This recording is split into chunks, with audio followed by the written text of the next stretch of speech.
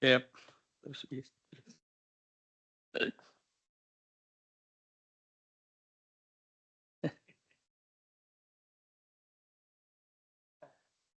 Good morning and welcome to our August the 5th Decisions Day meeting, and thank you all for attending. I see we've got a full turnout of councillors. Great, fantastic. I'd like to start the meeting with a karakia, and I'd ask Robin if she'd like to do that, please. Kia tau ngā manaakitanga a te mea ngaro, ki runga ki tēnā au tātou. Kia mahia te hua mā kihikihi, kia toi te kupu, toi te mana, toi te araha, toi te reo Māori. Kia tūtura, kia whakamoe ai kia tīna, hui e tae ki e. Thank you, Robin. Yes, so we've got a fairly full agenda today with a presentation later on around 12 o'clock from the Waikato Medical School presentation. The format of the meeting today I'll say a little introduction. We'll ask Dennis Tegg just to give us a summary in the public forum. We'll do the minutes of the meeting in blocks, but we'll go through each one in approval and you'll be able to comment as we go along. And hopefully we'll guide through the morning. So I've just got a few.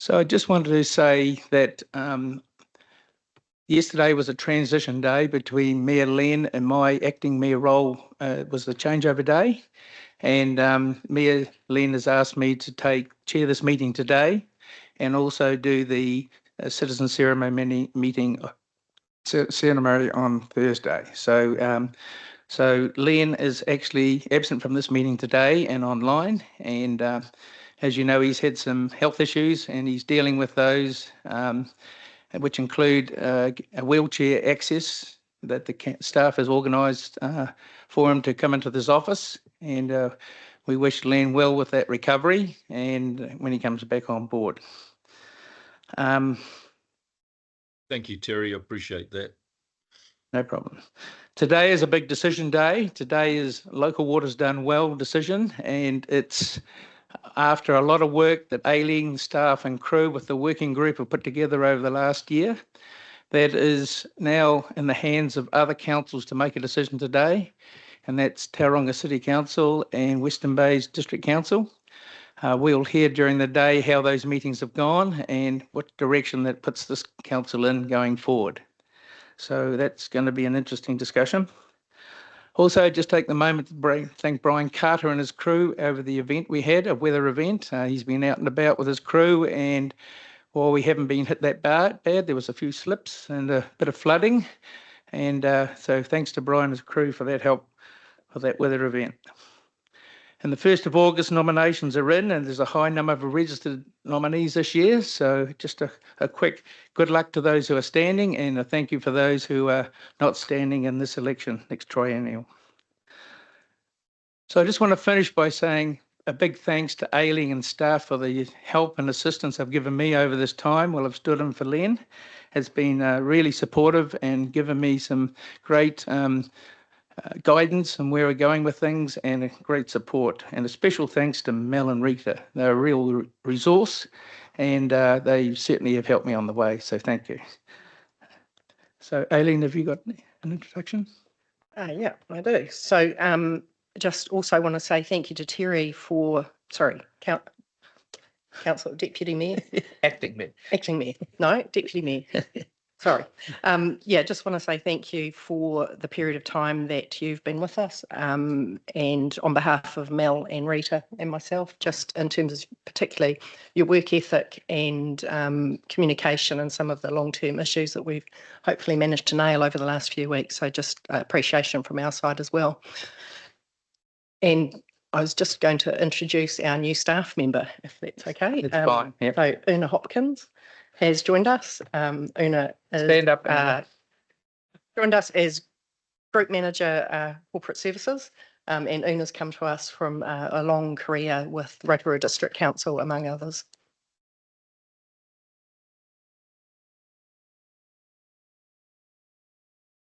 Stand in front of that. And it is a pleasure to be here with all of you. I think I've come in at a really interesting time with lots going on. So really looking forward to all of the pieces of work and work programs and the staff and yourselves that I'm going to be working with. So thank you. Thank you. John, did you like?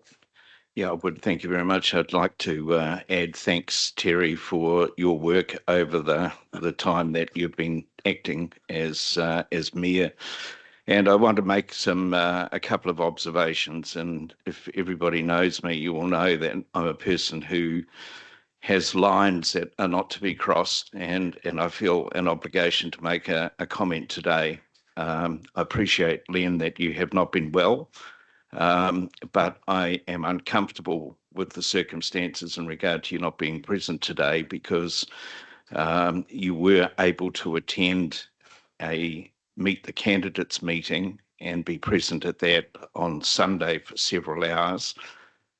And the issue that I have around that is, at our last community board meeting, we had to decide whether we would accept an apology from our chair at that meeting, who was absent and had been absent for quite a number of meetings.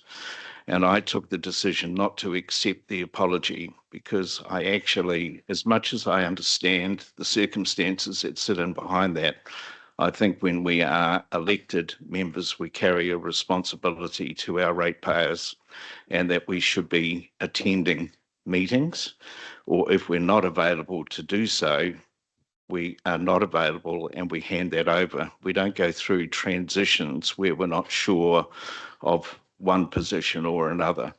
So I'll finish at that point, that I'm just uncomfortable with the situation, that I believe someone is available to attend a meeting such as the one on Sunday, they should be here. Thank you, John. Look, I'm not going to litigate this. You've heard your voice. I was happy to stand in for Len. He asked me specifically, and I said I would, so we'll just carry on. Thank you. Mr. Chair, do you want me to respond? No, to no, that? Len, Because there's no need. There are No some need to circumstances. respond. No need. Okay, so I'd just like to move on. So apologies, and I look around the table and there's no apologies. So we have a mover, and we're needing to move in a second to that. We'll move to the public forum, and I've got Dennis Tegg here today. Welcome, Dennis. Come up, yes, and you've got 5 minutes when you're ready to go, and the floor is yours.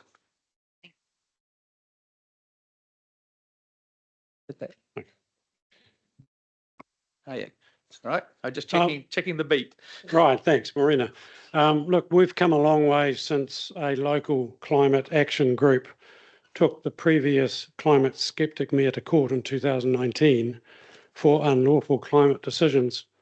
The court backed us in late 2020.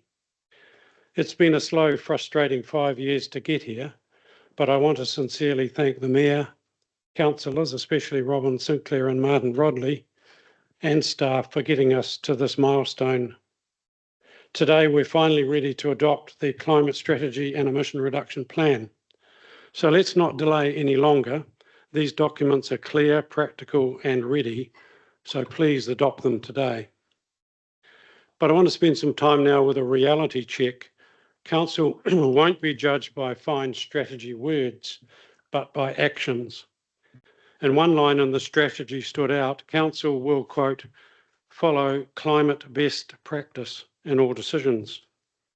But unfortunately, due to the previous mayor and council's rush to approve a seawall for Thames in 2022, climate poor practice has in fact been followed here. Best practice means doing a full risk assessment of all hazards, following the latest science before picking any response. And this simply hasn't happened. To illustrate, 3 years after locking in the Thames seawall option, a 2025 Karaka Stream study showed it would actually worsen flooding behind the wall, and no amount of pumping would cope. This research was required before deciding on a best option. But it gets worse. A shopping list of other serious hazards were ignored and floor assumptions were made by consultants before and since the seawall decision has been taken. Groundwater flooding and toxic soils intentionally excluded, even though they are confirmed Thames hazards. Liquefaction and earthquake risk not assessed. Life-threatening debris flow largely from the Karaka stream behind me, missed entirely. Satellite data showing 8 to 10 millimetres of foreshore subsidence each year. The project used 3 millimetres with no scientific basis. New science says 1 in 100-year storm surges will happen yearly by 2040, monthly by 2058, 20 years sooner with subsidence, but ignored. We should model 1 in 500-year rainfall events like Cyclone Gabriel, but we use outdated 1 in 100-year figures. In 2024, sea level rise was 30%, 37% in fact higher than projected, and is already at a rate the project assumes will not occur till 2080. South Dunedin studied all hazards for a decade, narrowed 16 options to 7 through comprehensive cost-benefit analysis. The final decision is still 2 years away. That is the model we must follow. Best practice also means being upfront about ratepayer costs. It's disingenuous to assume a 60% government contribution when it's strongly signalling climate bailouts to property owners are ending. With the project paused due to the Karaka stream fiasco and WRC possibly more involved, I implore whoever is elected in October to start afresh. Follow South Dunedin's lead, insist the project do it properly, assess all hazards, do robust cost-benefit analysis and no cherry picking of conservative data. Only then choose the best option, and only then will Council meet its commitment to climate best practice. Thank you. Thank you, Dennis. Thank you for your research. Any questions for Dennis around the table? Yes, Peter? Thanks, Dennis. As always, very clear in your presentation. Your comments relating to Thames, do you have concerns about any other decisions that have been made for other areas of the peninsula? Well, I think Thames is at the forefront. It's been recognised as the most extreme risk, and so more work's been done there. I think Tararua and Te Pū are obviously, just as extreme. I haven't studied those as thoroughly. I'm in the process of preparing a major paper on this. It's already 130 pages. And I intend to present it to the new council and the regional council. But I think in general, Thames is the top of the pile in terms of extreme present day risk. Thank you, Peter. Gary? Thank you, Dennis, for your presentation. I've read your past, I think, 2 reports, and they've been very impressive. And I think the incoming council needs to act on them, because you're a local, but you want the best for Thames. And when you actually read your reports, you can see that you are trying to do the very best, and just throwing money at things is not going to solve the problem. You need to do it over time. Thank you. Any other questions for Dennis? Yes? Yeah, I'll try and ask a question this time. And acknowledge as well, and thank you for your contribution today for coming in, Dennis. You and I haven't seen eye to eye on everything, but no, I think more recently I've been very impressed with the work and the contribution that you've been making. The question that I have is furthering on from the one that Peter made, and that is the fact that we have 400 kilometres of coastline, and we have many communities that are in low-lying areas.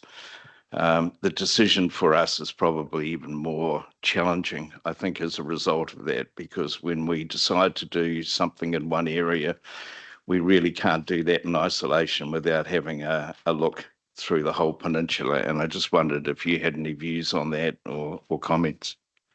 Yeah, I think we have to get past the parochialism of, someone's getting funding and someone isn't.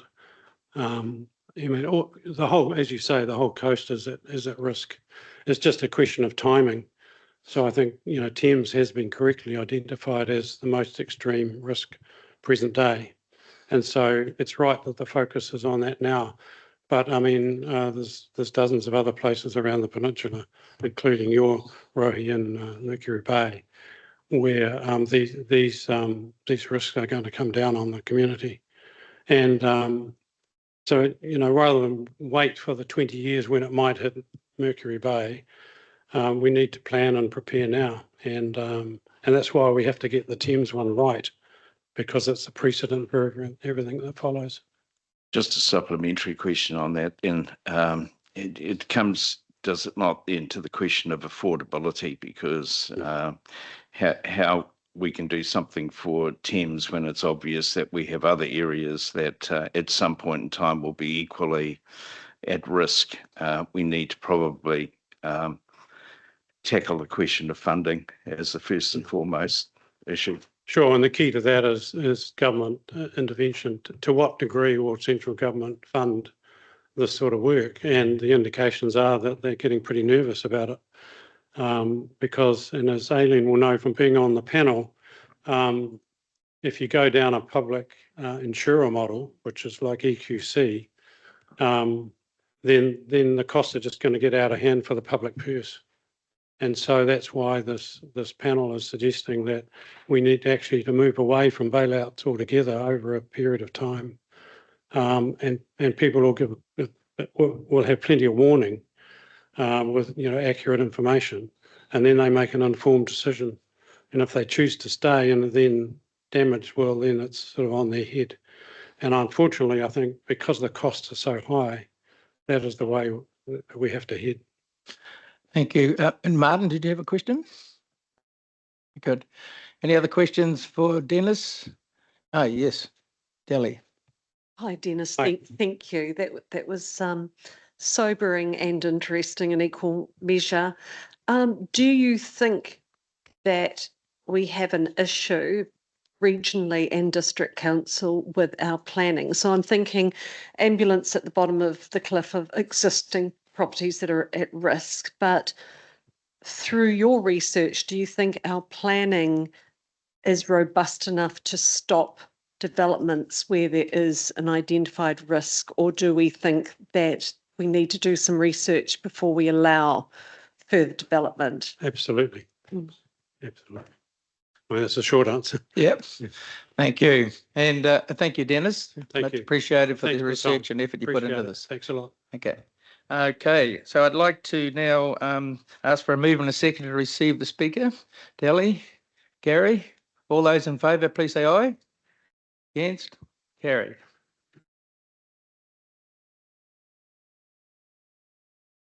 Okay. Late urgent items. There's nothing to hand. Okay. Conflicts of interest. Any conflicts of interest today to declare? If you find you have, you can always raise your hand at the time. So we're going now to move to minutes for confirmation. So what I'm going to say to you is I'd like to move this as a block. I'll need a mover and seconder to do the Mercury Bay, Thairauparoni, Wangata, Thames and Coromandel Colville minutes. And then I'll read each line of approvals and you can comment that as we go through. So do I have a mover for this? Yes, John. Second, Robin. All those in favour? Okay. So I'll get my glasses on. So resolved that the Thames-Coromandel District Council received the minutes for receiving confirmation date 29th of July 2025, receives the following minutes from the Community Board and committee meetings, and that's the Mercury Bay Community Board, Thairauparoni Community Board, Wangata Community Board, Thames Community Board and Coromandel Colville Community Board. 3, approves the Mercury Bay Community Board recommendation for the meeting held on the 18th of June. A, approves initiating and progressing the process of reclassification of Mowai, is that right? Mowai Park. Through the chair, can we just note that this is Mowai Park Road? Park Road, not reserve. Thank you, Gary. Located at 42 Mowai Park Road, Whitianga, for local purpose reserve. Any commentary on that? Okay. Number 4, approves the Whangamata recommendation for the meeting held on the 22nd of July 2025. A, approves the second right of renewal of 5 years from September 1, 2025 to 31st of August 2030 for the Whangamata Rugby and Sports Club Incorporated for the lease of part of the Recreation Reserve located at 309 Lincoln Road, Whangamata. Any comment on that? Okay, we'll move on. Number 5, approves the Thames recommendation for the meeting held on the 23rd of July 2025.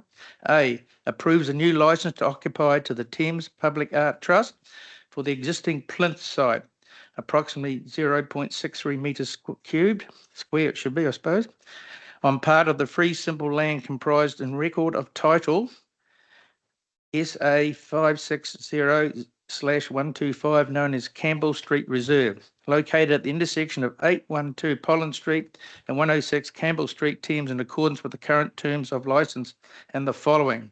Term 3 years, commencement 8th September 2025, date nil, rights of renewal 7th September 2028, $1 plus GST if demanded. Expiry date, annual rent. Any commentary on that? Okay, move on. 6, confirms the Thames-Coromandel minutes for the meeting held on the 24th of June 2025 is a true and correct record. So to move in a second, we'll just ask again. All those in favour? Against? Carried. Yep. So we'll move on to 1.7, the external committee meetings for receiving, and I'm going to ask this be put together as a move and second for the whole 3 meetings. Do I have a mover? Delhi, seconded by John Grant. So I'm going to, first one is the May 2025 Ariki Golf Forum. Those minutes have been circulated, and I've got Delhi as our representative here. If anybody got some comments, and Delhi would like comment, happy to have your commentary. That they are a true and correct record. True and correct. Yeah. Okay. Any comment on those? Okay. Number 2. Oh, Martin, sorry, Martin. I have one. So on page 59 of those Golf Forum minutes, it was an item about the bottom sea trawling. And point C, the Ariki Golf Forum requests all forum members advocate for the forum's position about removing the bottom sea trawling. So I just wanted to check whether that's something that our, as a council, we will consider doing. Comment, Delhi? I don't think it's our core business. I suppose we could, if there was a motion put, say that we support the stance of the Hauraki Golf Forum, but by being a member council of that forum, we've already passed an expression that we are advocating strongly to the ministers and those who have the power to alter that situation. So I think it's almost like double dipping, because we are a member council. We've already advocated and agreed and carried that motion in the forum. Right. I don't know if governance can. I think that's a fairly fair position. Ari, what do you think? Yeah, I agree with Councillor Connell. Okay. Thank you. Thank you. Okay, we'll go to the second one, 9th of June 2025, the Regional Transport Committee. Those minutes have been circulated. Is there any comment on that? Who is our normal? I think it's Len. He can't comment today, but John, did you want to comment? You can? Okay. Len, did you want to comment on that? Yes, I'm happy to move those as true and correct. Yep, no problem. Okay. Any other commentary? Yeah, Martin? So as a result of this resolution, there was some public consultation survey went out, and certainly amongst the Thames Community Board and other elected members, there's been unhappiness about the survey, unhappiness about how little information We're talking about what particular part of it? Transportation? the public transport. Right, okay, got it, yep. Which includes changes to both the existing Thames connector, but also a possible extension of that to other areas within the district. I could talk for a number of minutes about this, but I just feel that we as elected members in this district don't seem to have been kept informed about this. And particularly our regional councillor representative, I feel for something this important should have been coming and talking to us about it. And I kind of feel we're at the far end of a survey, which even the survey has been criticised for not being, not reaching the people that are using the service. And it was only through a lot of pushing through several networks within Thames that we've managed to get a whole lot more views known to that survey. So I'd just like to see us being more involved in this. I understand public transport's WRC's thing, and I was part of the council that signed that over to them, but I just feel we've really been left completely out of this. Len, did you want to comment on that? Yes, I think Martin makes some very good points, and I will very happily take those concerns back to the committee. And I've been lobbying very hard on this committee for quite some time to get them to be listening to the people on the ground about what services that we need in the Coromandel. And as a result of that, they have changed some of the proposed trial destinations. They had Pamanui in there, for example, and they had left out Whitianga. So I think Martin raises a very good point. I'm probably a little bit on the outside in terms of where we're at now and what we need to take back to them, but I'm very happy to do it. Thank you, Len. I think Martin should engage with you and have a chat about that for sure offline. Yeah, I welcome that. Thank you. I've got now Robin. No, just thank you, Len, for that clarification. Is that the position that you advocated for at the meeting? Did you get that, Len? Yes, sorry. At the meeting, my understanding was that it was a survey that was to go out to the different councils. Yeah, and if the feedback is that there's some confusion about that survey, then I would support that, because when I first looked at it, I thought, okay, I'm a bit confused about this as well. I think there was probably an opportunity for us to sit down and have a good chat about it, but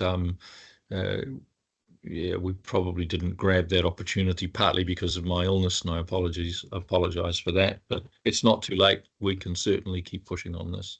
Well, as a supplementary to that, and just to sort of highlight the level of, I guess, invisibility of the survey, a couple of days after the survey opened, I caught the bus, as I regularly do, and the bus driver wasn't aware that there was a survey, and I think that that's probably a big failing, and that is a person that is involved in the service, interacts with people who are using the service, and didn't know that there was potentially any change proposed for the service, and that there was an opportunity for the users to input into that. And so that was reasonably upsetting to him and reasonably upsetting to me. So there's some good feedback, Len. I think there's a couple of questions coming through from this for you to think about. Adele. Just quickly, I'm pretty sure, and Reka and John can correct me on this, that as a community board, we submitted our thoughts about including Whitianga, for example, as part of a public transport route, particularly for people who, want to get to Thames and medical appointments or whatever. Did all of the community boards submit? So that's a question to the room. I can't tell you straight off this. Who can? I'm not sure that we would have had that information from the chair or the staff working on public transport on that committee. I'm not sure that they would have given us that information directly unless we asked for it, but there isn't any reason why we can't ask for it. Yeah, that's a good question to put down, Dally. Thank you. Rika. Yeah, I was just going to share that same thing that the Mercury Bay Community Board did submit on the survey.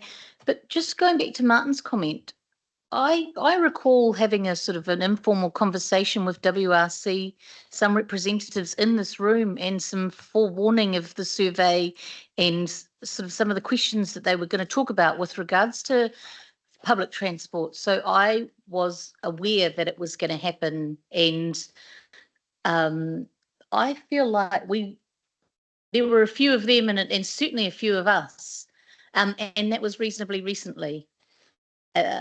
So that was just sort of to your comment, but certainly the CBs should have submitted. Yeah, I've just asked Warwick and they submitted, so it sounds like some have, but we don't know sure. So, why don't I reach out and to the committee staff and get a full update on what's going on and report back to the council. I think so, Len. I think this has been a bit of a pressure point for a while. So, John Grant? Yeah, happy to do that. I was just going to raise the point that Rika has just made, and that is, I am sure that we had at least 3 delegates from Waikato Regional Council come and visit us here. It was either at a workshop or a council meeting, including Warama, and they talked about the regional transport plan, about the various routes, because I remember arguing or discussing at that point why Whitianga was missing from that particular destination, and they outlined at the time they planned to survey. So I'm not just sure why there's criticism, because we were clearly given that information. I think it's been raised, John, that this has been an issue, and I think it's around the survey wasn't that out there, so we've picked that up from Robin quite clearly. So Martin, did you have any final? Yeah, I mean, just final thought, because people are talking about submissions, but there's also the survey. So I just wanted to be clear. When you said your Mercury Bay Community Board made a submission, does that mean you filled out the survey form? Yes, sorry, we right gave feedback, maybe is a better term, on the survey. Yeah, that was my thing. I was perfectly fine for the survey to go out for the general public, but I would have felt an opportunity for community boards to make a submission that could get into more detail rather than just the survey, because the survey had no details about how much it was likely to cost or anything like that. And I feel having a, Okay. Yeah. So there's some Just quick one. Quick final comment is that, yes, we did use the survey as template, and there was a little bit of narrative that we asked staff to include in our submission. So yes, it was a survey, but it became a submission. And as community leaders, I would expect that that's a good position for us to use that role to represent our community. So Len, question to you, is there another regional transport committee before the elections? Yes, I think so, but I don't have the date in front of me, Terry. Okay, don't need the date, just to say that there's going to be a bit of communication coming back to you, something to take to that meeting for discussion. But there's no reason why I can't get an update for the councillors before that. I'll do that straight away. Absolutely. I just wanted to ask John Morrissey, as our Coromandel Colville representative here, whether this caught the eye and whether the survey was filled out by the Coromandel Colville Community Board, who were they aware of this? Did you? No, not that I'm aware of. Thank you, John. Thank you, Len. Thank you. We'll move on and go to the 16th of June, the Waikato Civil Defence Management Group Joint Committee. And I think John Grant sits on this. Yep, I'm happy to confirm the minutes. And just a general comment on it, there's been quite a bit of work going on at the Civil Defence Committee of recent times. 2 major things. The strategic group plan was introduced and approved, as you will see, recorded in these minutes. And the second thing is that there has been a lot of work going on now in regard to the Resource Management Act changes and the implication for civil defence. We'll see that coming through, but they are in order for approval. Thank you, John. Any comments, any commentary for John? Okay, that's great. So that's the minutes of those meetings, and I've got a mover and a seconder. I just put this to the meeting. All those in favour, please say aye. Against? Carried. Okay, we'll move on to 1.8, workshop notes and working group minutes for receiving. They're in front of you. They're the minutes mainly from the Local Waters Done Well, but also the Thames Protection and Resilience Governance Group minutes and the Council workshop notes. So I'd like a mover, please. Delhi, second to John Grant for these. Any discussion before I put them to the table? Great to see these notes coming out. So it's a good thing. So, okay, I'll put the motion. All those in favour, please say aye. Against? Carried. Okay, moving on to number 2.1, the adoption of the climate change strategy. And who's going to present this? We've got Amon and Graham. Welcome. Yes, thank you. Before I start, I'm just going to ask Robin, as the chair of that meeting, if she'd like to say a few opening words before we start with this. Thank you, Mr. Chair. Reflecting on the history of this committee, our committee was delayed by Cyclone Gabriel, so we only really started and had our first meeting in November 2023. And I feel like we achieved rather a lot in our short tenure. And so I would really like to thank the committee members that sat with me there. In order around the table, on my left, John Morrissey, my deputy, Ariki Percival, Dally Connell, and of course, Martin Rodley. I was also really like to acknowledge in the making of these documents, we had a workshop back in April, and we were very fortunate that 2 council members who sit outside the committee were able to join us for that and input into it. So Peter Revel and John Grant, you made time to be a part of that discussion, and I think you really added value to it.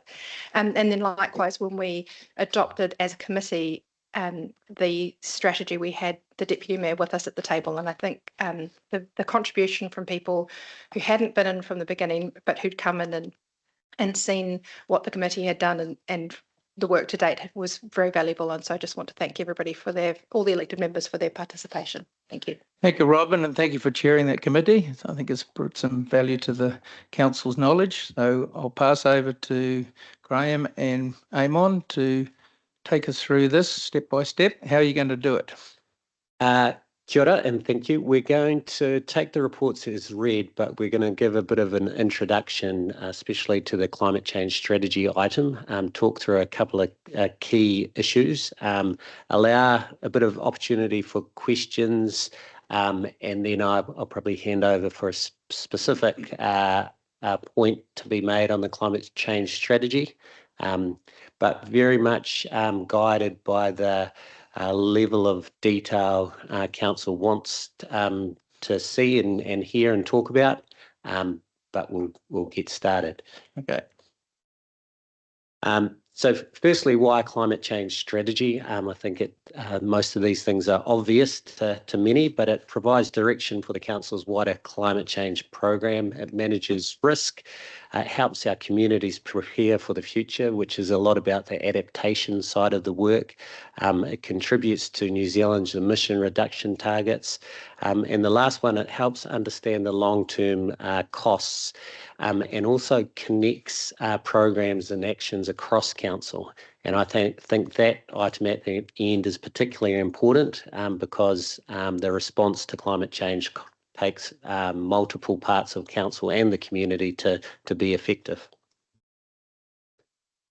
In terms of the journey and the strategy development, this started with the previous council in a way, and maybe even going back further than that.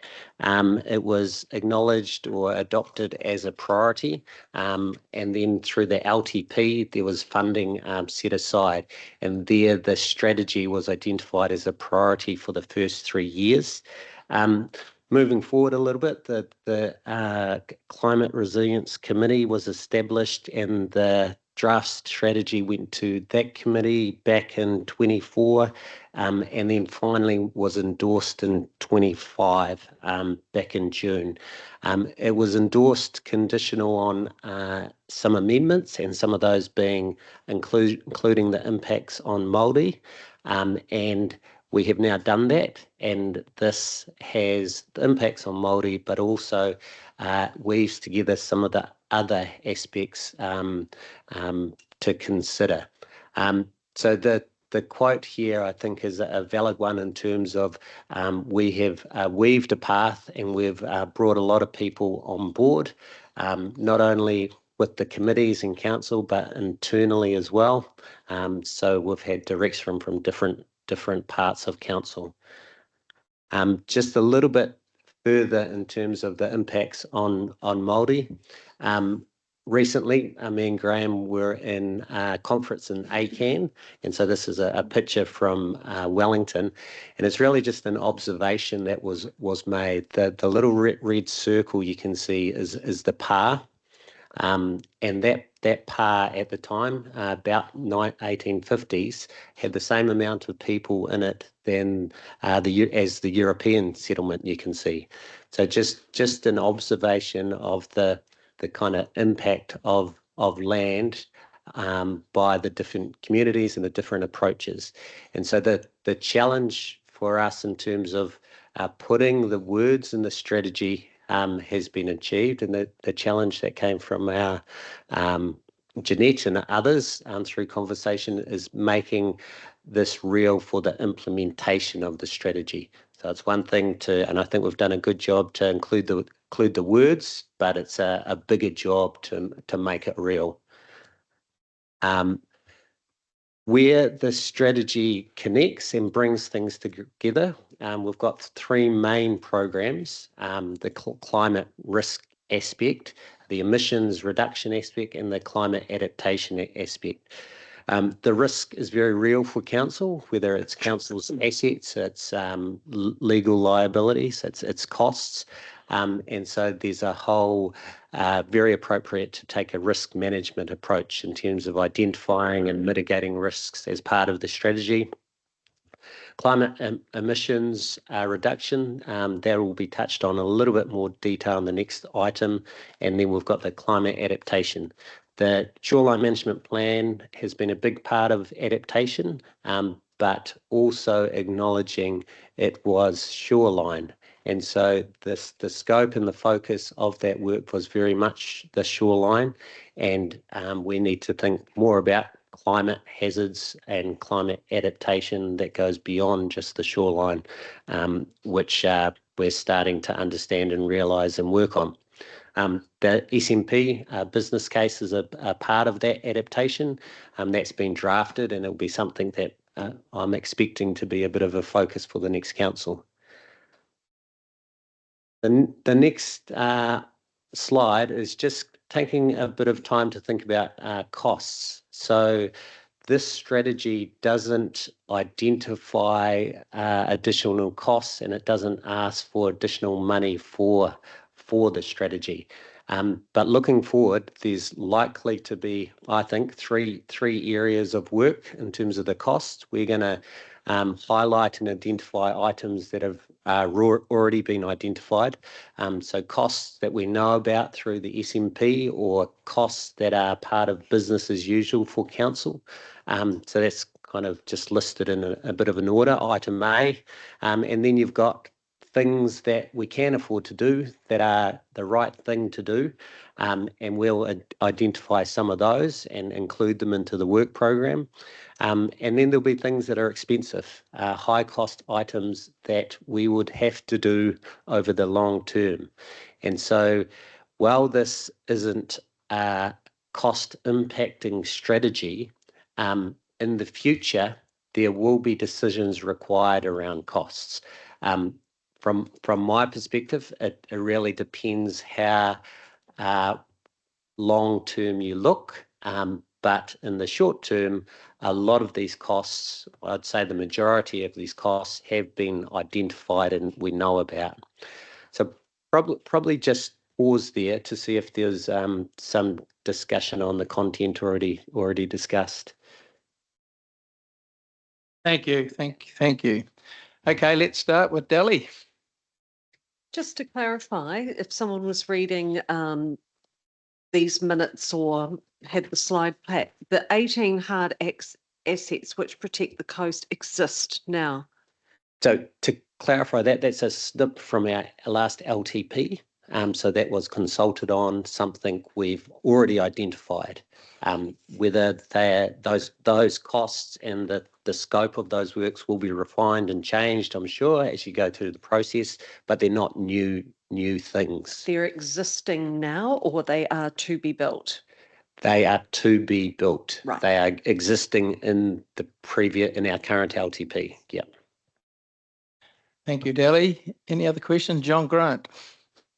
More an observation, I think, than anything else. Thanks for the work that everybody puts in. I appreciate the fact that there has been a heck of a lot of work and research go into it.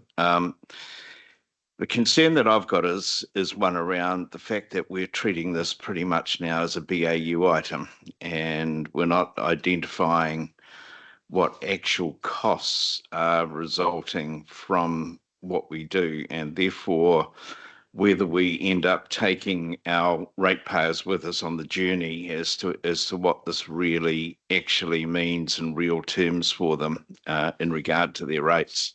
And we've heard recently, lots of criticism in regard to escalation of rates, and we're in a unique environment, in a unique place, and these costs are likely to continue to escalate. We've heard Dennis Tegg talk today in regard to what he believes is the sort of real cost of climate protection, and I think these are things that are very important to share with our ratepayers so that they fully understand and are part of that decision process. So we don't get into a situation where we're just escalating rates to absorb the cost of the work that we do here without people understanding exactly what it's costing them and why we're doing it.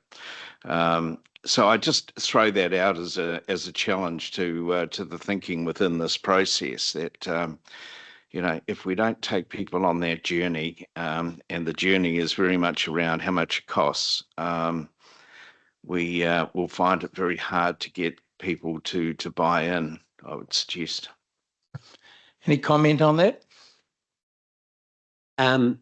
Yeah, I think the communication of the costs is important, and it's also difficult because some of the costs are inherently built into business as usual.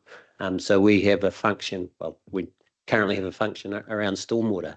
So climate will require some of our pipes to be bigger. That is part of managing those assets. Sometimes we'll have wastewater treatment plants that need to be somewhere else or bigger or raised or protected.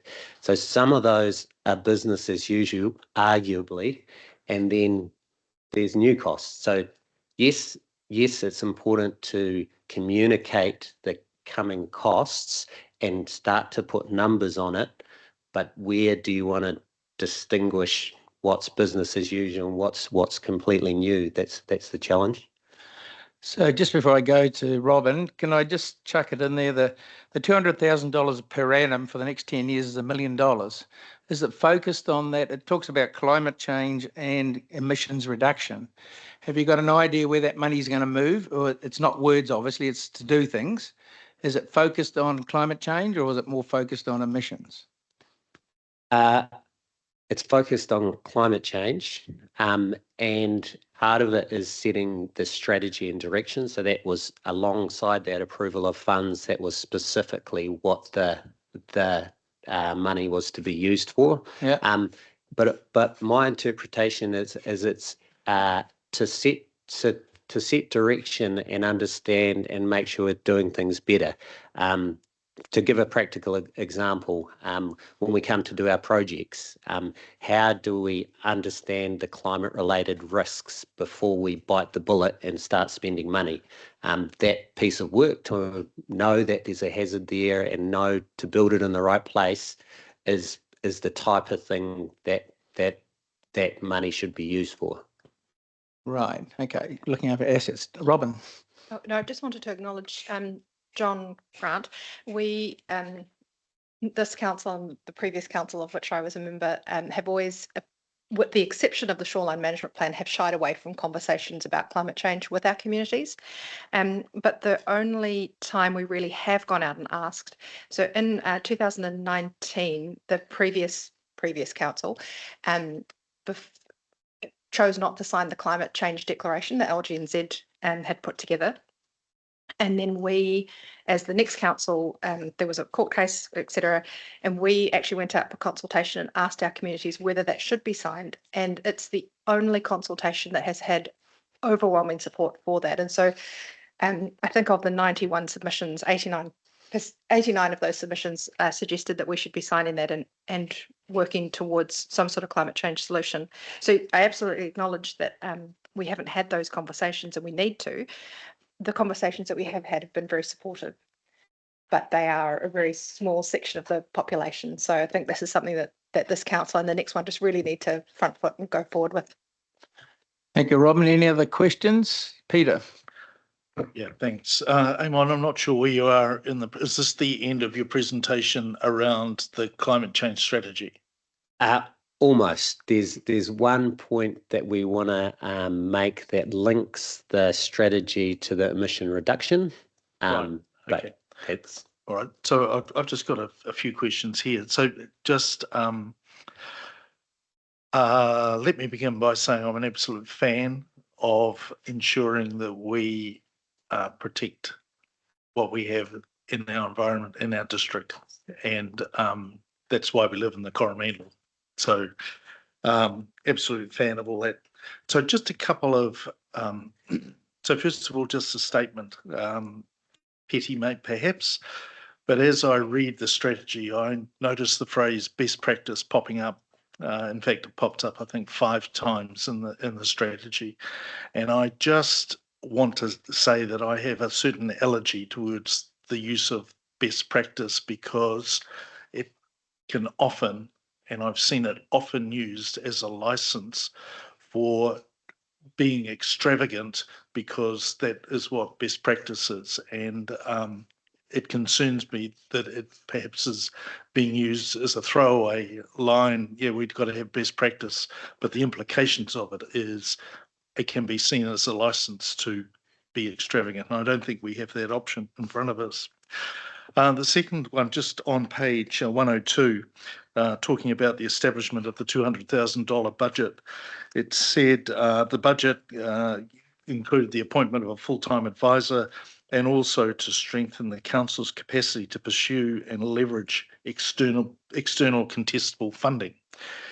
Has that materialised, the leveraging to pursue external funding? Have we seen that? We haven't been successful recently in terms of external funding, to my knowledge.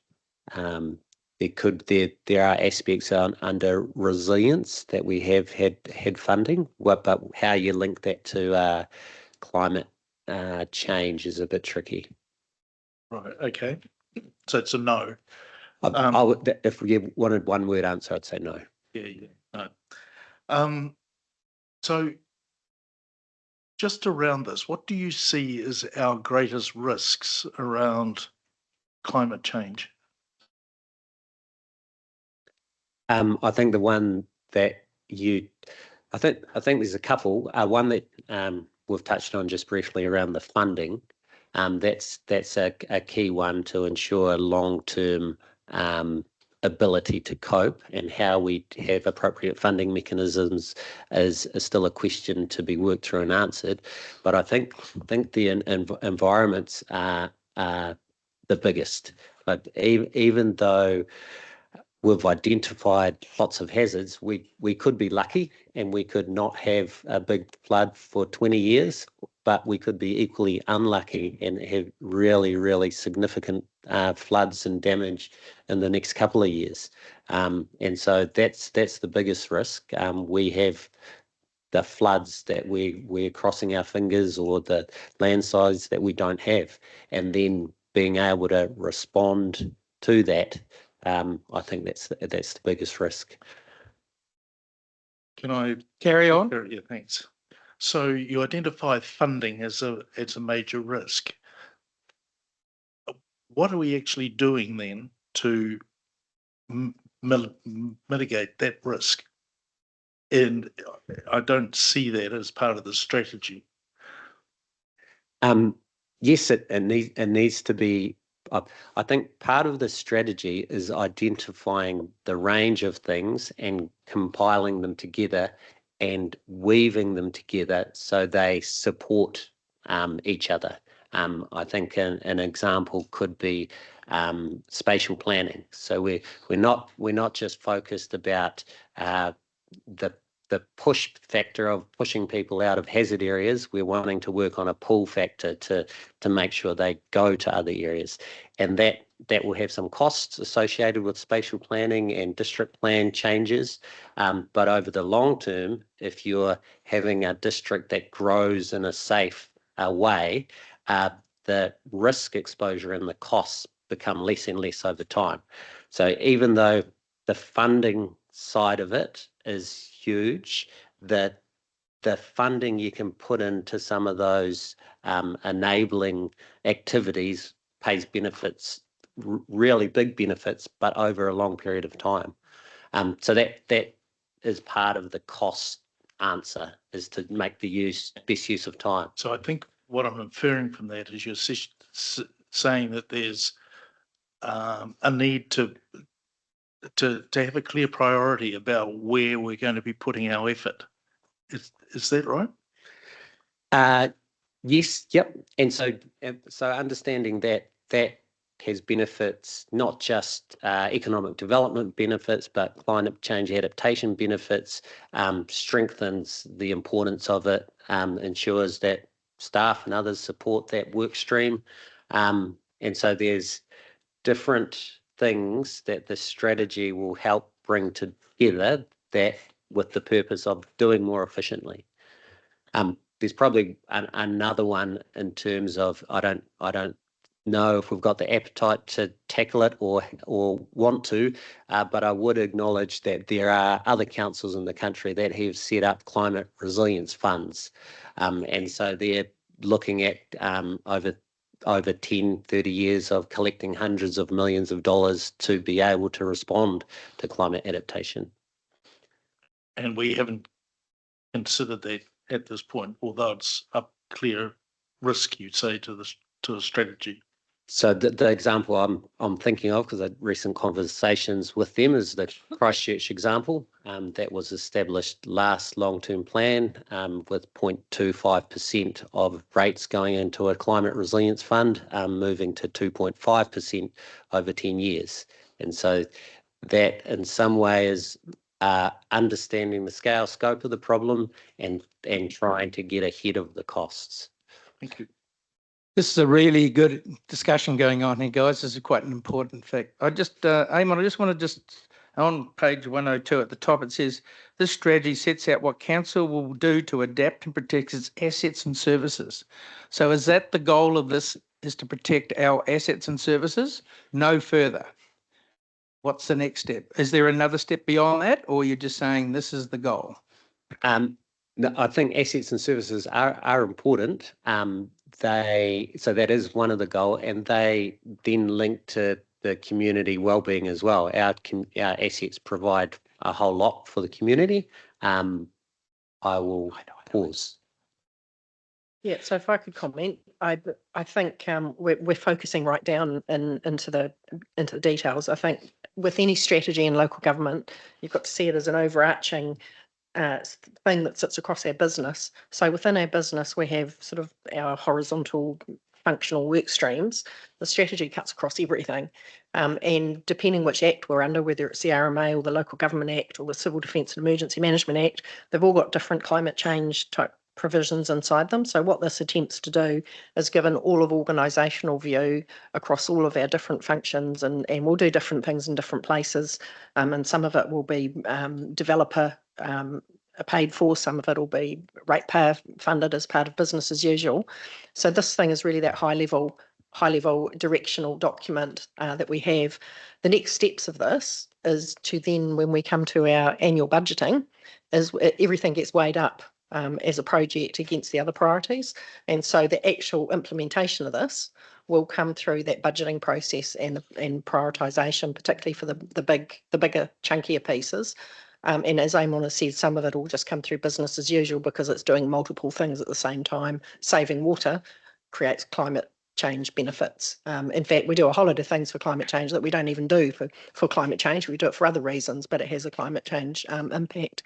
So it's quite complex, I think, to try and focus, understand that how the strategy then drops down to a thing on the ground, because that will play out in subsequent processes in your budgeting alongside other priorities. Thank you, Eileen. Delhi.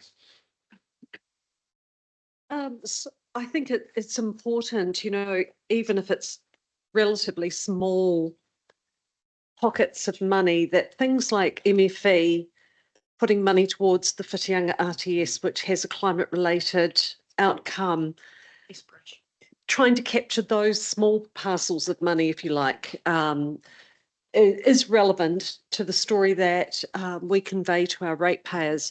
But I am also, following on from John and Peter's comments, concerned about and appreciate, Aileen, that it is an overarching strategy, but when we make sweeping statements, and the one that jumped out to me, which is on page 115, where it says reduce future climate change risks and impacts and help create climate robust local economies, communities, cultures and environments through community climate adaptation planning. I think we need to step back a little bit and look at the levers that we have as an organisation. Definitely the cost to ratepayers. So there are things that perhaps in district planning and in our interaction with regional council that won't cost an awful lot of money, but creating climate robust economies. I'm starting to see, if I was a layperson reading this document, that I'd be running workshops for people and sort of dabbling in the business side of things. We had a mayoral candidate mention council buying shops and putting people in to operate them. I think we really, even though this strategy is aspirational, have to remember what our core business functions are and where we have existing levers that we can use, and OPEX money as well. Where it might be a pipe or whatever that has to have a large diameter because of the flow of increased flow of water. If we're too aspirational, then expectations in the community are that we're going to spend a lot of money. Whose money is that? That's ratepayers' money. So I just want some care around, we can. I know the wording says we can, but we have to be very clear whose money we're spending. Thank you. John Grant, please. Thanks very much. Look, it's great that we have this discussion, and on something as large and significant as this, it's probably a shame that in 2.5 years on council, it's probably the most in-depth discussion that I've been involved in regard to the significance around climate change. And I think that we are not being clear to our ratepayers. How many staff have we got that are working on this? Where's the budget for that? That's in BAU costs for operational costs, and people do not understand what investment we're putting into it. We're going out and we're speaking at various public meetings in regard to work that we're doing around shoreline management, climate change and adaptation and costs for it, creating expectations. And even just reading this document, it is full of aspirational expectations. And I just, your words resonate with me from earlier in regard to the preparation that other people are doing for this and the level of expectation. We might be lucky to have another 20 years without another event, but we might be very unlucky as well.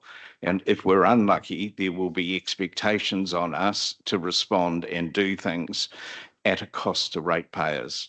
The sooner we are clear in regard to what our policy, the sooner we understand how we're going to fund this, and the more that we can tell our ratepayers, the more that they will be on the journey with us through the process.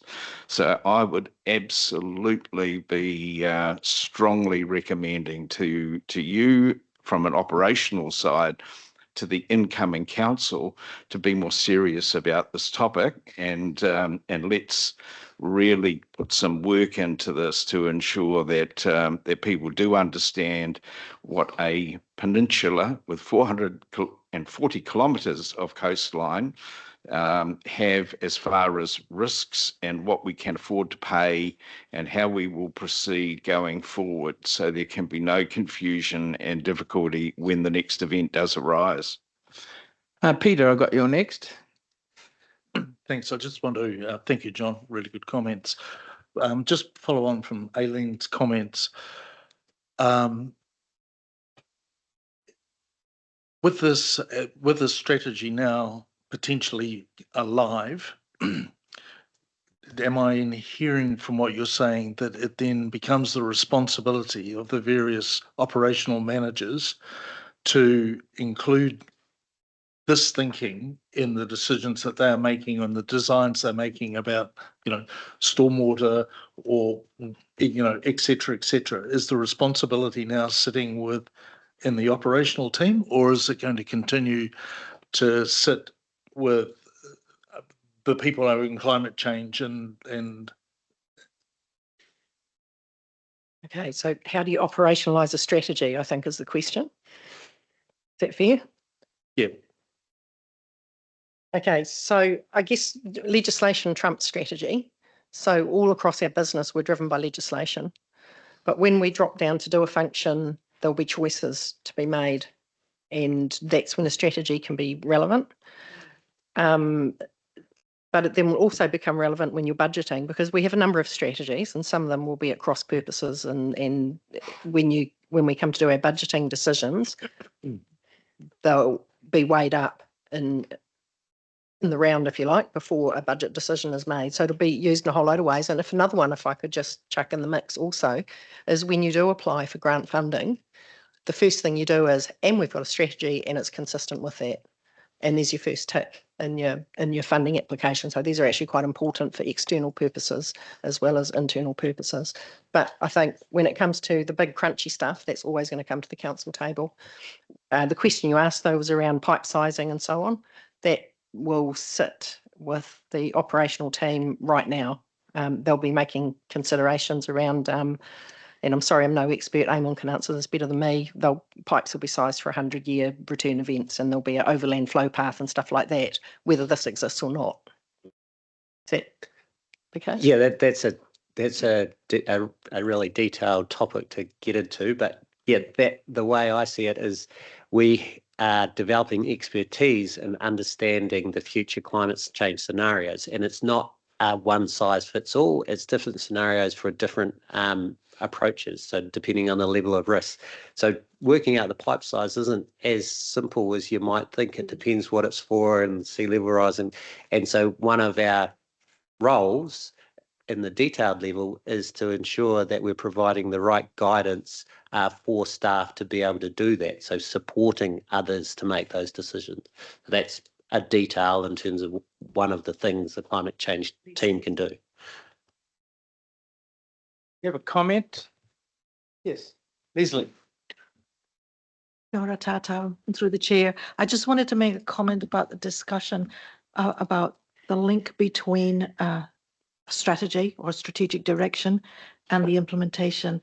I think this is a critical issue for you and for any incoming council. When we at induction, we will certainly be providing the new council with some information about the suite of strategies that we have and the direction that those strategies set. And I think the onus is on us as officers and you as elected members to, in the decision, in the recommendations we make to the council and the decisions that we ask you to make, that you consider those strategies and that strategic direction in every decision. And the onus is on all of us to do that. But I think at induction, it will be very helpful for the new council to really understand what our strategies are, our key strategies, and what they're saying, because that's the stuff you should keep in the back of your mind as you make decisions. Thank you, Leslie. Look, I'm just going to let this go for a few more minutes because it's a really important discussion, so feel free to add to it. I just got a couple of points I'd like to make. In the document, I can see iwi's voice in there, and I think it's coming really clear through from Jeanette that this is important. One of the key issues around them and everybody is water and how water is used, but water is really under the regional council's guidance from mountain to the sea. Are they connected to this policy in any way? Yes, in different ways. The connection of iwi and the environment and the land and water is really strong. There have been connections in the development of this strategy, but it's fair to say a whole lot more work's going to be required with iwi to bring them on the journey and learn from them and have them guide in some ways the appropriate ways to think about some of these challenges. So I understand that with iwi, so regional council, their documents aligning with what we're doing. That's what I'm trying to get my head around. Yeah, we've worked quite closely with the regional council and other councillors through the, what's that group called? Climate Change, a working group where we share ideas and look how different strategies and policies align. Look what's happening in Hamilton City Council, for example. So yes, there is Thank alignment. You. Robin? Just to reassure you, Mr. Chair, when the draft strategy of this came out, I did share it with Jennifer Nicol, Councillor Jennifer Nicol from the Regional Council, who chairs the Climate Change Committee, and we've had discussions, and so they're very aware. Jennifer, to give her credit where credit is due, has also interacted directly with the committee and came and presented at a workshop, and we've been talking the whole way through this. So yeah, at an elected member level, there certainly has been communication. That's great, thank you. Hey, Adele? That's awesome, and I know that you have a really strong relationship with Jennifer and that sort of foot in the door. I wonder if it would be useful to have a potted summary of regional council's version of their climate change strategy. It's probably on a website somewhere, and somebody just needs to give me a link. But that's, you've raised a good point, Terry, and because we have to, could have asked Ines. So I'm just going to go around the table. Any other comments? Nothing? Martin, happy? John, Gary, any commentary? Rika? John, yeah.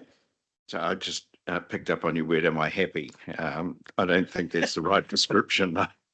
Prepared to move. Yeah, I just reinforce the message that I would really encourage there to be a lot more work done on this, because I think it's a journey that it's so important to be having everybody on and understanding with as much transparency as possible. So we hear you. Okay, with that in mind, first of all, Graham, would you like to say something? Yeah, I'll introduce Graham on this topic. There is a link between the strategy and the emissions reduction. Right. So just wanted to use this slide to highlight that, and Graham to. But we're going to do the climate change strategy first, or do you want to talk to this? So this is within the climate change strategy. Right, okay. So this is one of the targets that we will set first. That is also in the reduction plan. Right. Yeah. Okay. Thank you very much. As you see, an extract from the proposed climate change strategy there on the left on the screen. But just pulling out the detail there, a couple of long-term high-level targets for our greenhouse gas emissions reductions. This is in Programme 2, as you can see, to reduce our greenhouse gas emissions, our net emissions, to 0 by 2050, and to reduce councils' methane emissions from the likes of waste and wastewater treatment plants by between 24 and 47% by 2050. Now, these are the nationally set legislative targets. We're not suggesting that council does anything beyond helping New Zealand to achieve those targets by setting those targets ourselves. So the reason we're mentioning it now is because the next item, the proposed emissions reduction plan, drills down a little bit further. So on the assumption that these targets are adopted through the climate change strategy. Thank you. Okay, thank you. Okay, so we're ready to put this to the test. So we've got a resolution here that says that the Thames-Coromandel District Council receives the adoption of the Thames-Coromandel District Council Climate Change Strategy report dated 9th of June 2025. 2, acknowledge the Sustainability and Community Resilience Committee's endorsement of the Thames-Coromandel District Council Climate Change Strategy. And 3, adopts the Thames-Coromandel District Council Climate Change Strategy dated August 2025. I'm prepared to do that all as one. Would you have a mover? Moved by Robin, second by Dally. All those in favour, please say aye. All those against? Any abstentions? Abstain, Gary. You wrote that recorded, John? The motion is passed. Thank you. Okay, we'll move on to 2.2, which is the adoption of the greenhouse gas emission reduction plan. Who's going to speak to this? It's going to be a combination, a little bit more from Graham this time around, but I'll start us off. Much of the kōrero I would repeat, so I won't go in too much detail. Some of the rationale for having a plan is similar to the strategy in terms of contributing to NZ emission reduction targets and understanding costs and weaving that through council activities. But it's also provides direction for part of council's wider program, climate change program. So that's the part around emissions reduction, helps mitigate some of the risks for council. So that's not just the impacts, but the legislative requirements, and achieves the original objectives. It's linked to the strategy through a different work program. So part of the overall same program, but slightly different. And it has targets. We just discussed those very briefly, and I'll hand over to Graham to talk about the next few slides in a bit more detail. Thank you, Chair. As previously mentioned, we just set the high-level targets for 2050. The proposed emissions reduction plan is proposing interim targets to help us monitor our progress towards achieving those. The proposal is to set them every 3 years, so they fit in with the LTP cycle. So we can monitor how well we're doing and see what else we need to do to either catch up or move the work forward, so that projects can then be worked up and brought forward to the LTP process. So all the costs of that work, whether we're doing that work or not, is part of the LTP decision-making process. This is getting into slightly technical details in scopes 1, 2, and 3, which is the international practice for measuring greenhouse gases. So I'm not going any further into that unless you really want me to. But this is based on where we are now with the 2024-25 greenhouse gas emissions inventory that was reported to committee earlier this year. So those are the numbers based on the current level of emissions. Of course, every 3 years we can also revisit the targets for the next 3 or 6 years to adjust those. So the 2031, 2034 targets are not necessarily set in stone at this stage. Okay. Did you want The- to take questions? Or? Yes, are there any questions on those interim targets? Thank you, or Graham. Yes, I think setting we've got of a them? few interested people. So, Peter? Thanks for that, Graham. Look, I've heard it said that legislation trumps strategy, and what's our legislative requirements around this? What are we? Yep, that's the question. Yeah, it's the 2050 targets are the legislative targets that have been set. The contribution of local government is coming through the emissions reduction plans, the national ones. In terms of interim targets, we don't have them. This is just a practice for helping us get to our long-term targets. Okay, so because of legislation, we have to meet these targets for 2050, et cetera, et cetera. So 2 questions related to that.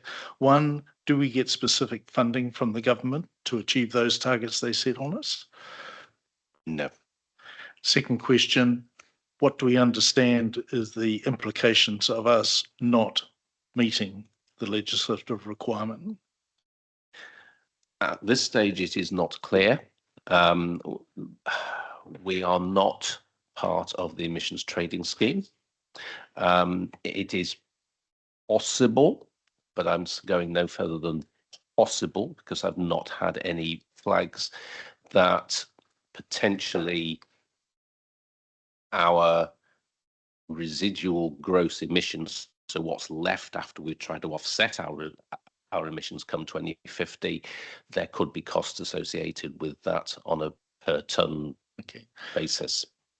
Thank you. And the final question is, what are we currently spending per annum to take us towards these targets?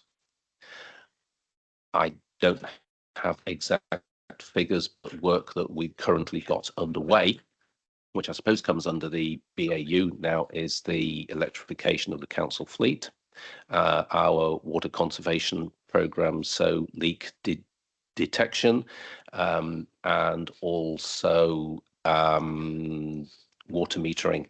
Yeah, I think in the report there's quite a shopping list of things that we are doing. Yeah. We haven't actually sort of figured out what that's costing us in terms of meeting these targets. No. We are moving forward on some activities. There are others that we could do, as we put in the report. So I think that touches on the difficult question of, are we doing those activities for a climate change purpose, or are they just having a climate change benefit? So water use and detecting leaks, that saves us money. We should do that. And it has the added benefit of reducing wastewater treatment costs and emissions. And so in some cases, hopefully many cases, we will reduce emissions by having good practice to reduce leaks and be more efficient.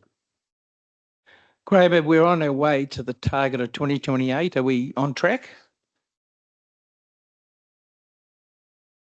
That's very difficult to say, Chair, because the target was set with the latest information in mind. So we've not actually managed to monitor that. We're just starting the work on our next year's emissions inventory. So we'll see where we go from that. The other big thing to mention is that there will be an impact on these targets depending on what happens with the local waters done well. Right. Okay.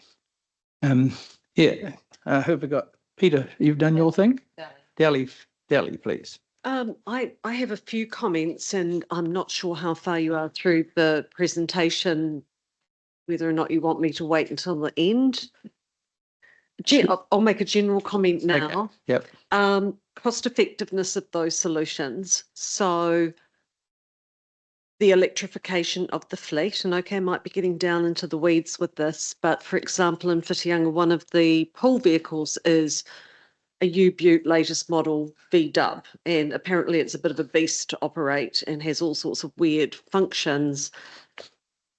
Can we please have as part of our strategy, looking for the best cost benefit? Because as we know, and I've been for a drive with Robin and Martin in a BYD, it's a much more cost-effective vehicle to purchase. Do we need to buy top of the line? So that would be my question.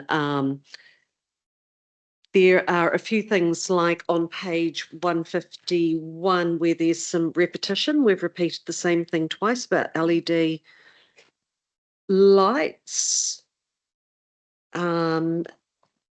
We've got the community crying out for water meters, and they want them sooner rather than later, so they're not really a nice to have. So what I'm saying is there's a lot of scope. There could be a lot of expense built into this.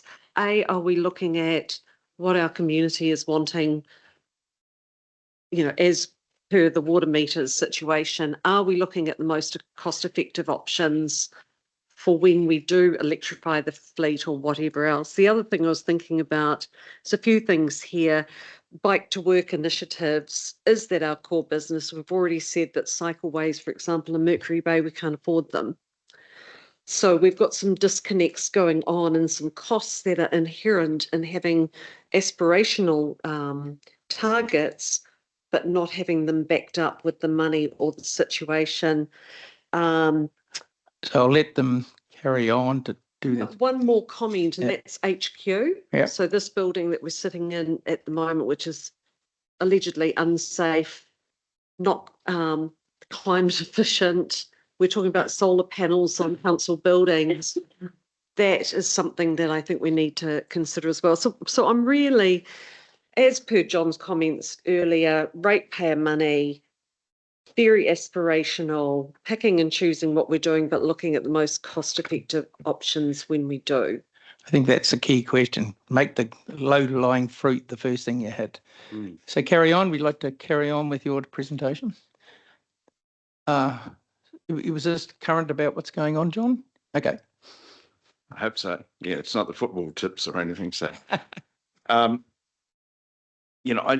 just reiterate the points that I made in the previous discussion. To me, it is just critically important that we take people on a journey. That this can be as aspirational as we want, but if it doesn't ring a chord with the people, the ratepayers, they will ultimately make the decisions that they need to make to have those change. So, the challenge is that we've got to find a way of engaging them. And it worries me when I see comments, like financial considerations. There are no financial considerations apart from what's in the LTP. Well, what's in the LTP? What actual costs are these? And the questions today in regard to what are the implications of legislation that we have to meet. I didn't really hear a clear answer to that, and they're really important because people who are struggling want to know whether we are spending money correctly and wisely, and we've got to be able to answer that. So my appeal to it is the same as the previous one. Let's take people on the journey. Let them understand the contribution that we're making, what the costs truly are for what we're doing, and the value that they can see from the efforts that are going in. And that will make their willingness to support and buy into this far stronger. Thank you, John. Thank you. You make commentary. You hear this? He's made a comment, so take that on board, obviously, and we'll carry on with the presentation and see where it ends. We absolutely do take on those comments, Councillor. The whole communication of this is something that is quite high on our radar now. So we certainly take them on board. Just moving forward, I think I've got a couple more slides left, and they do actually speak to the comments of Councillor Connell as well. And there are two action plans within the proposed emissions reduction plan. One is aimed at council internally, because this is very much an emissions reduction plan for reducing council's greenhouse gas emissions. They're organised by those three scopes. So those scope 1 are the emissions that we produce, like through wastewater treatment plants and vehicles. The second is around the energy that we use, which is electricity, because that's the only energy we have. And the third scope is the emissions that others own, but because we buy their services and products and so on. So the action plan is organised by those because they speak to the targets. The second action plan is around how council can work with others in the community, can influence working with others in the community. For example, bike to work schemes was the example earlier. The action plan also includes work to try to offset our emissions. So that's to try and reduce our residual emissions come 2050, which is speaking to Councillor Revell's point there.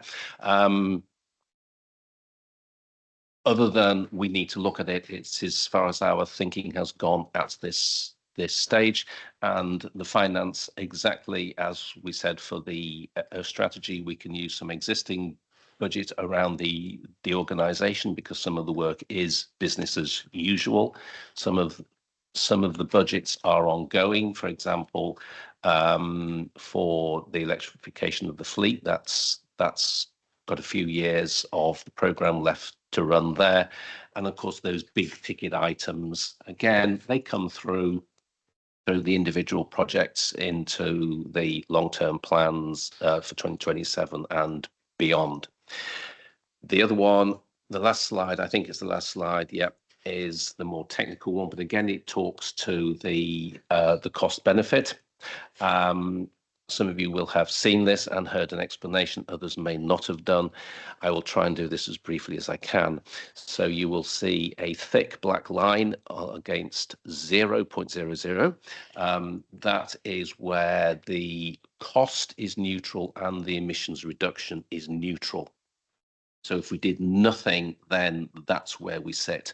Any bars, any projects that come below the line not have the benefit of saving council money long term, as well as avoiding emissions.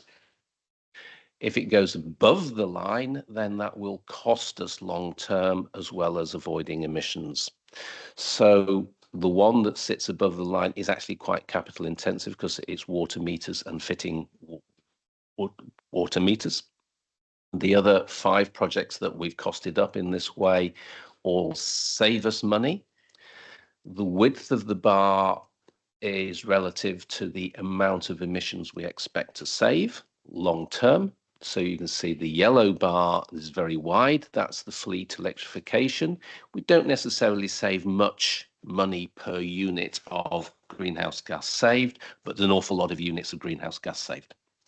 So on that basis, the most cost-effective one for saving emissions is actually continuing with the water conservation programme and avoiding leaks, because that means we're not extracting as much, treating as much, pumping as much around the system.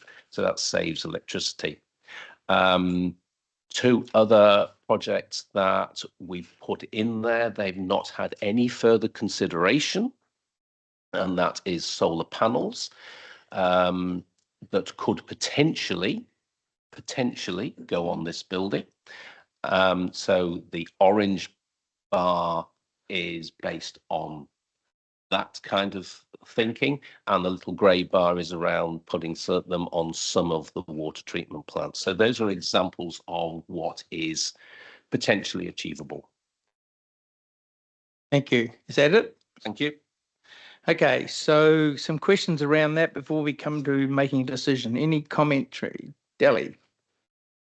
When I looked at the graphs and tables, if the wastewater plants are emitting an awful lot, but we also are trucking solids to landfill.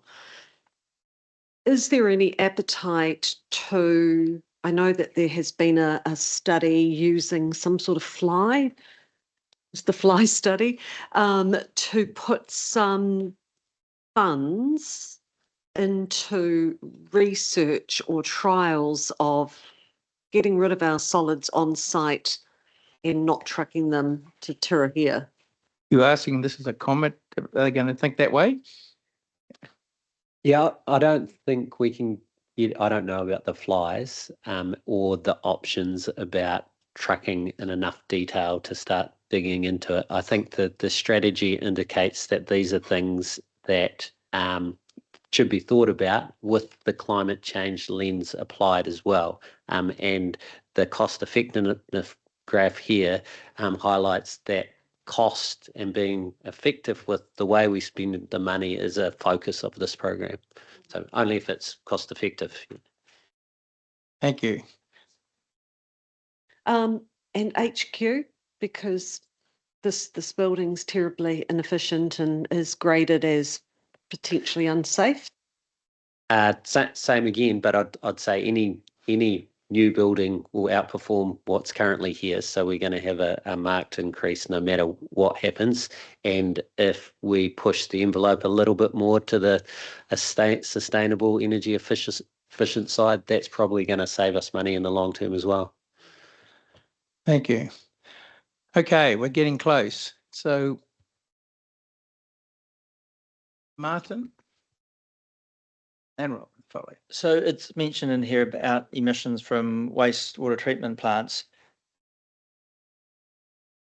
I'm not going to say if, when we, our water services it's outside of our direct control. Is there anything in has the level of detail in the water services plans and things like that gone around emission reductions? Or is that still, is that too I think far? probably the answer is no, but I'll reflect back on our previous meeting where a similar question was answered, and it was thought that it was appropriate as part of any setting up of the new contract to set direction and targets at a governance type level as part of that rather than the detailed level. And I'm just repeating words that my wise manager told me, but he could elaborate if he needs to. Mo, would you like to say something? Yes, please. Thanks, Terry. Eamon's actually answered the question. So that will be part of setting up the new water services organization, which we will know more about later today. But I would like to use the opportunity to answer a few other questions that rose in the discussions. One is regarding water metering. So council has budgeted money in the LTP starting from this year for water metering, so which is positive. So that will happen as we speak. And the other one is regarding solid waste, especially at the SPR plants. Various technologies have been suggested, but nothing has really gained any traction. So it's still work in progress, but it's heading the right way because the industry is trying different techniques. So we will continue to look at that as an option. Thanks. The other one I would like to add in terms of diversion of greenhouse gases is reduction of food waste. So all the food waste that's been taken out of our rubbish, they will contribute because that's less methane at the landfill. Thank you. Thank you. Who else have we got? Robin? Oh, my Three Waters question has been asked already. But I guess the other thing to comment on is that when I look at some of the actions in here, I wouldn't expect that this list won't change over time. And certainly it also in some ways gives me a little bit more position in my role as community leader to have a little bit more advocacy. So when I think of the bike to work things, that doesn't necessarily have to cost anything. It just could be community leadership. For example, there's a die-hard group of people of which I've sometimes involved who are really excited by the Love to Ride month. So February, they set aside Love to Ride. It's very competitive. People ride and encourage other people to ride their bikes.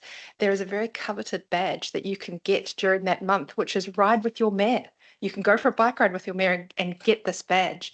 And maybe that's what we do. And it just gets somebody out on a bike with yeah, and then maybe that person will decide that it's maybe not too scary just to ride their bike down to the shops, or so on and so forth. And so I think that this emissions reduction plan also just gives us permission to lead in this area, and for that I think it's very valuable. Thank you. Okay, so before I go to page 128, has Peter got his hand on the? You have, Pete. No, I waved at Ari. I waved at Ari about 25 minutes ago. Look, just a bit of clarification on this chart that we're looking at here. Do I infer that the below the line activities or the below the line achievements are just as a result of BAU activities? That's things that we're currently doing, etc., etc. There's no specific funding that needs to go in to achieve that below the line stuff. I think the exceptions are, you want to take it? I'll go on that one. Unfortunately, it's a yes and no answer. Things like the water conservation for leaks. So the first column, the blue column, that is BAU. Right. The quest is, let's keep this going, please, because that's going to be effective for cost saving as well as greenhouse gas emissions avoidance.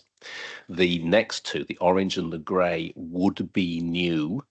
Okay. If and the yellow? That was the way you wanted to go. The yellow, we have the resolution of council to move forward with electrifying the fleet as much as we can. We can't always, because sometimes the equivalent vehicles are not on the market. Okay. So that one is going forward, and as we've heard, same with the metering. So in your appendix 1, where you outline all the things that are going to be done, and on the right hand column, most of them are sitting there unbudgeted. So on the action plan, the things that we're actually proposed to do, most of them are unbudgeted. And then on page 146, you talk about funding the actions, and there's finance will be derived from council rates, fees, charges, asset sales, grants, central government, and any other sources. I suspect that it'll just default to rates, council rates, and I'd be interested if this council said that's really good, but cross out council rates, fund it from just BAU activity and everything else on there. Would that be an acceptable way forward?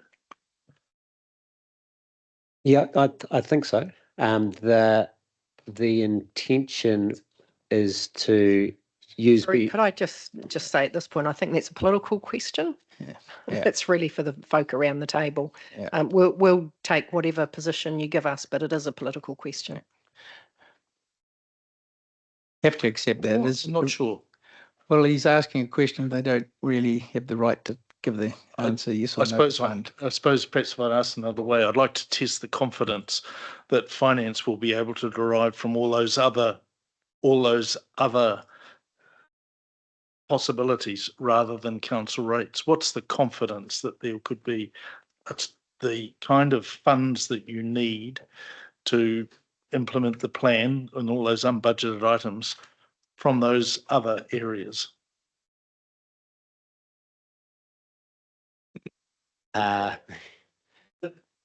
Is anticipating the next election cycle for national direction? You're asking me to do?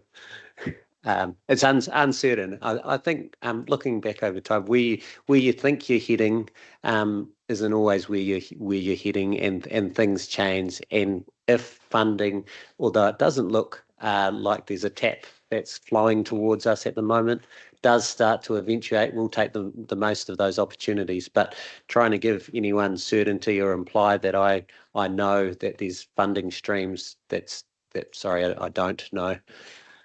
I guess therefore I'd probably be saying that when it comes around to working out how to fund those things, I think there would be an expectation, given there's a shopping list of ways of funding, that actually that's taken seriously and that the default position is just not to slam 0.5% on people's rates. I think Councillor Revel is making just sure that you're well prepared when you come to the table for some decisions and some discussions for sure. Okay, we missed 10:30 morning tea, but we're going to carry on and try and get this over the line. We've got Martin. Yep. Just in the interest of avoiding a sticky wicket, I would like to move resolutions, recommendation 2 and 3 on page 126. Happy to second. Second by John, moved by Martin. Before you put it, I'd just like you to go to page 128 and just have a look at the staff identified the following reasonable practical options for council. Are you happy with the motion at the table, or would you like to make some amendments? Just to clear the table and understand that we're heading in the right direction. 128 is the staff have identified the following reasonable practical options for council to consider. So 1 is take it as it is. 2 is if you want amendments. I made some options there to consider. Just putting it out there. I'm sorry, I think I may have to move recommendation 1 as well, because I'm not sure we did that already. Yeah. Sorry. No commentary. Okay, well then moved by Martin, seconded by Robin, is that right? No. Oh, John. So that the council considers adoption of the greenhouse gas emission reduction plan. Resolved that the Thames-Coromandel District Council receives the adoption of the Thames-Coromandel District Council greenhouse gas emissions reduction plan report dated 22 July 2025. 2, acknowledge the Sustainability and Community Resilience Committee's endorsement of the Thames-Coromandel District Council Greenhouse Gas Emissions Reduction Plan. 3, adopts the Thames-Coromandel District Council Greenhouse Gas Emissions Reduction Plan dated August 2025. Moved by Martin, seconded by John Morrissey. All those in favour, please say aye. All those against? Any abstentions? 1 abstention. Would you like that recorded, John? And just note that. And Gary Gottlieb, where's Gary's left the room? Okay. Mr. Chair, can I get my vote recorded in favour, please? Yes, certainly, Len. Thank you. It has passed. Well done. We are now adjourned for morning tea, and thank you, Graham. Thank you, Amon, for your presentations. And yes, some work ahead, I'm sure, but you've given some direction today. I hope that helps you. Thank you, Chair. Thanks, councillors.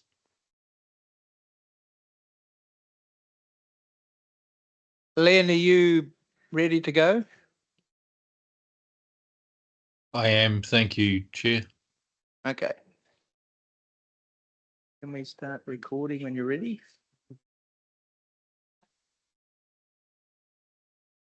Okay, Council, we're reconvening and we are now recording. So I'd like to now move to 2.3, Ariki Tahi, is that right? Yes. Ariki Tahi, Sugarloaf Limited, appointed of council shareholder representative. The council considered approval and appointment of a group manager, community GM, as council shareholder representative for Ariki Tahi Sugarloaf Wharf Limited. Aileen would like to speak to that. Yeah, so just by way of background, council is a 1/3 shareholder in a company that has been granted some funds from the Provincial Growth Fund, and that company, the board directors, myself and Councillor Morrissey, so we're appointed as directors. So that means when we act in relation to Ariki Tahi, we under the act of that relevant act, we have to act in the best interests of the company. So that means we need back in council, we need to have somebody who can be the shareholders rep, and the shareholders representative will act in the best interests of council and will be the conduit from the board into council. This was previously Donna Harvey, She was appointed initially by the last council and then again by this council. But of course, she's moved on, so we need to have a replacement.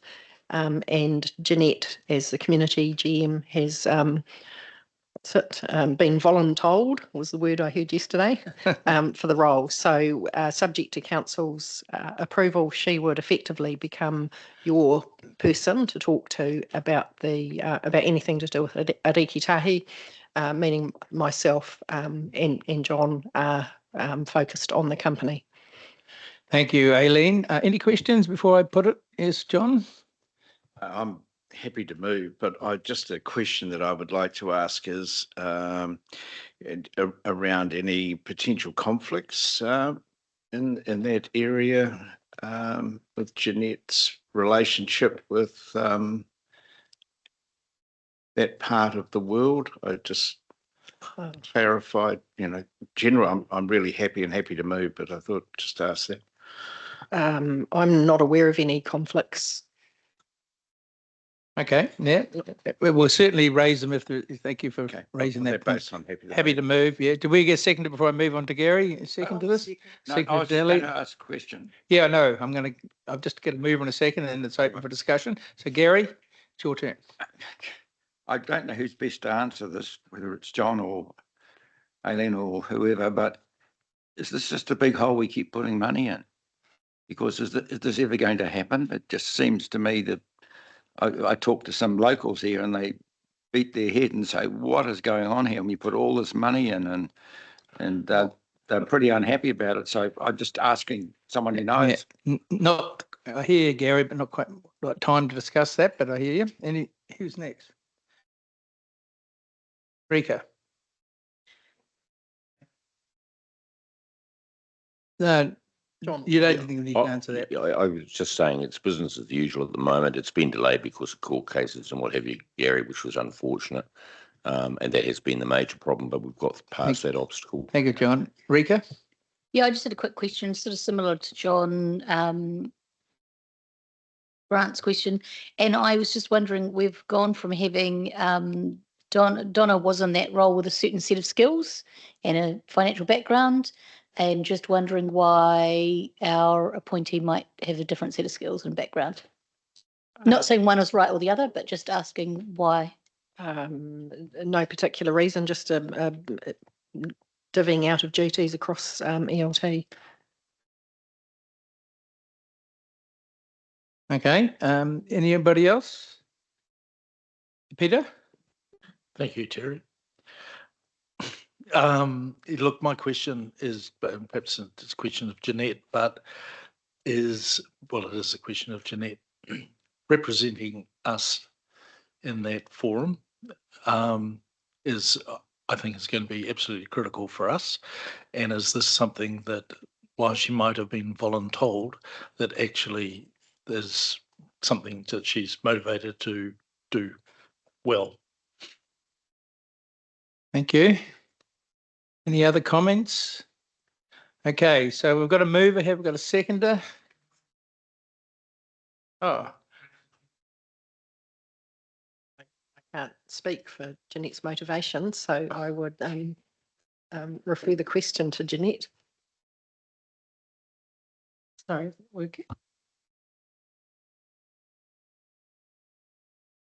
So you're asking whether or not I have the skill set to do the job? What are you asking, sorry? My motivation to do the job?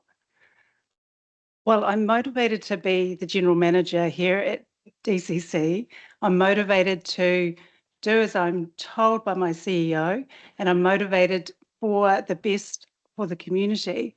I think that's pretty good motivation to be in that position. Thank you. Okay. Any others before I put the motion? And I had John Grant and Daly second. So here we go. The council considered approval for the appointment of a group manager community GM as council shareholder representative of Ariki Tahi, Sugarloaf Wharf Limited.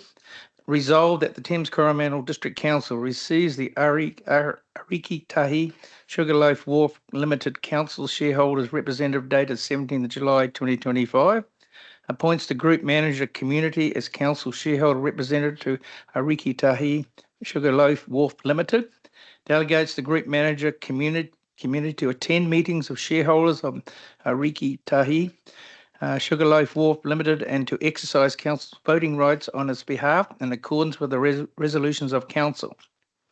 The appointment is in place until terminated by Council resolution and is in respect of meetings held in person or by alternative means and extends to the execution of resolutions in writing in lieu of meetings.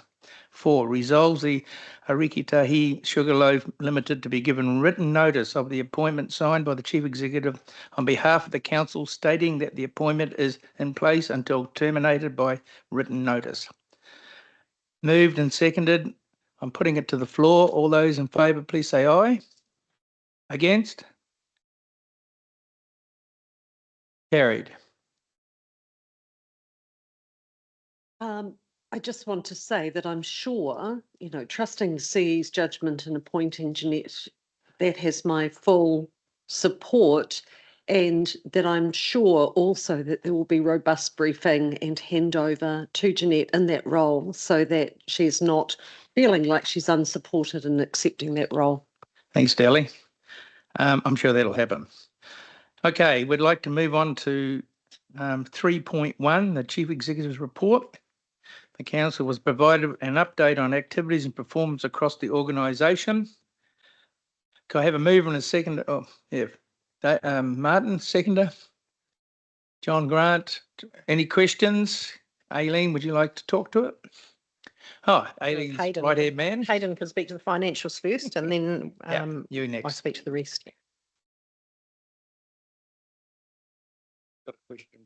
Appropriate. Yeah, we'll just let Hayden kick it off. Right, cool. Yeah.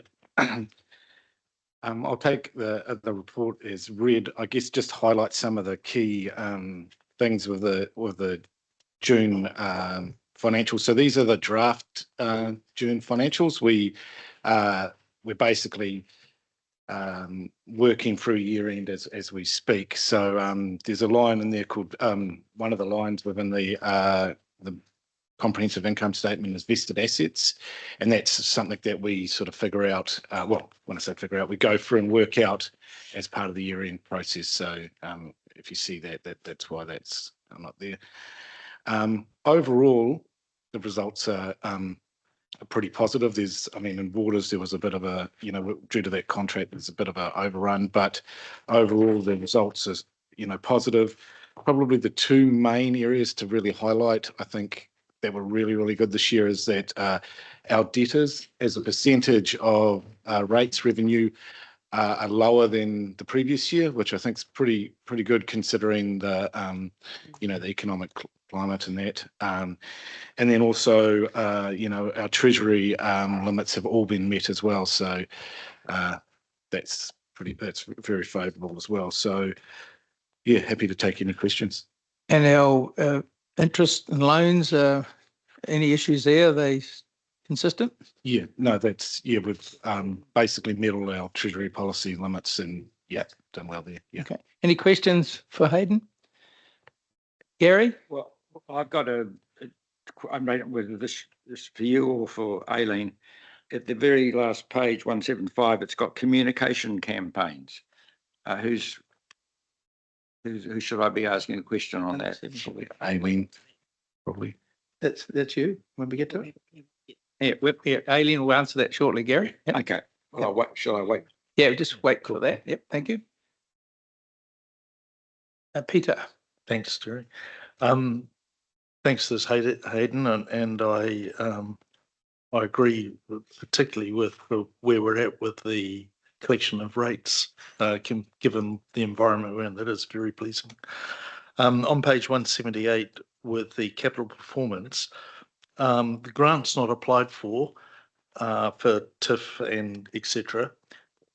Are we at risk of not being able to access those grants? I'll pass that question to Luke because he's probably more across it. than I am. Sorry. Can you repeat that question Sorry. again, Peter, just because he was busy? Sorry. Luke,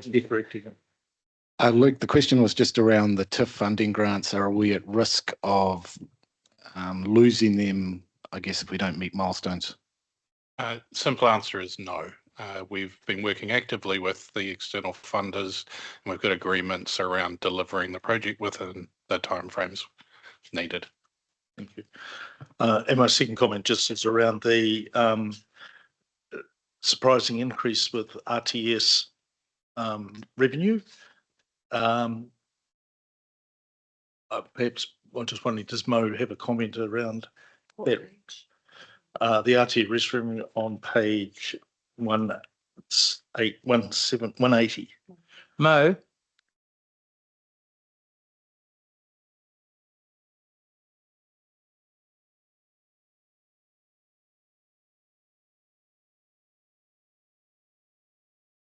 They're just asking to comment on the RTS and its revenue increase.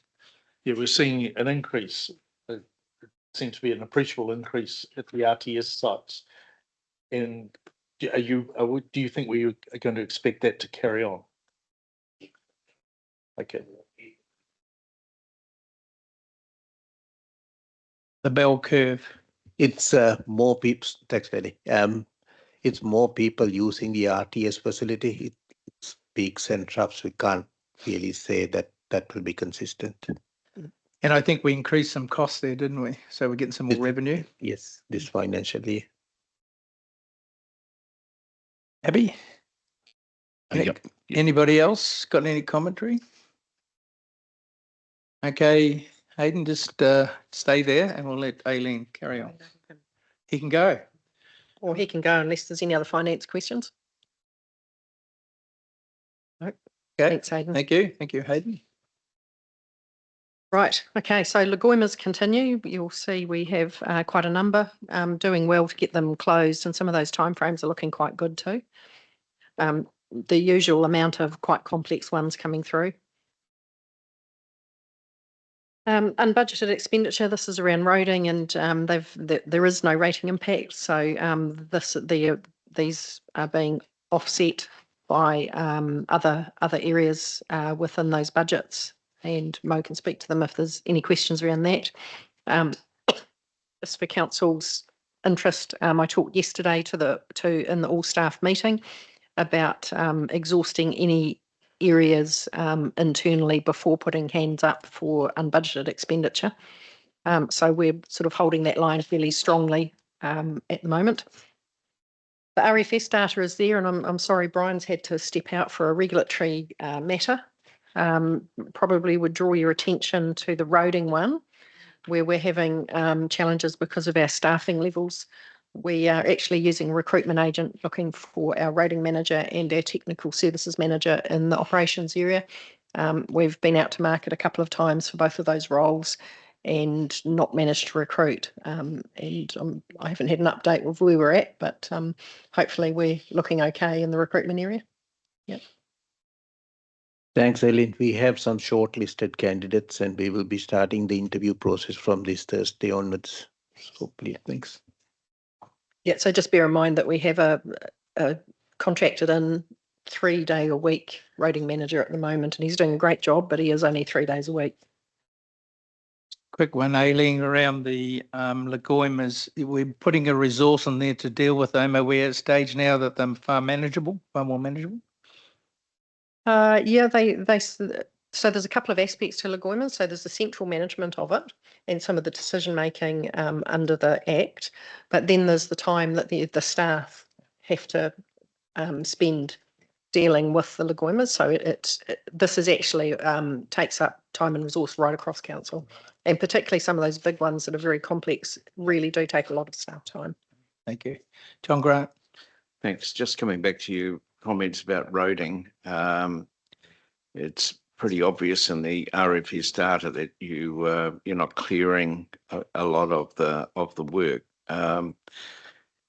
and we're hearing a lot of noise about this. I think, like particularly in the Mercury Bay area, it's coming up quite frequently. Is there any sort of plans that you're able to do in that, because it's going to take a while to actually recruit someone and put someone in to be able to try and get this sort of back into a better number? Thanks, John. We have been looking at some internal resourcing to support the activity. Some of it is non-closure of RFS, some of it is not being actioned, or some being actioned but not closed.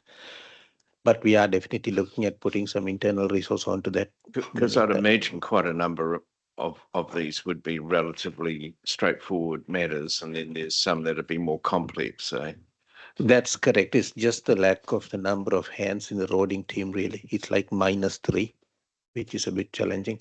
All right, thanks. And just because I always comment on RFSs, can I just say was delighted to see this report and the progress that we have made. So thank you. Yeah. Thank you to the staff.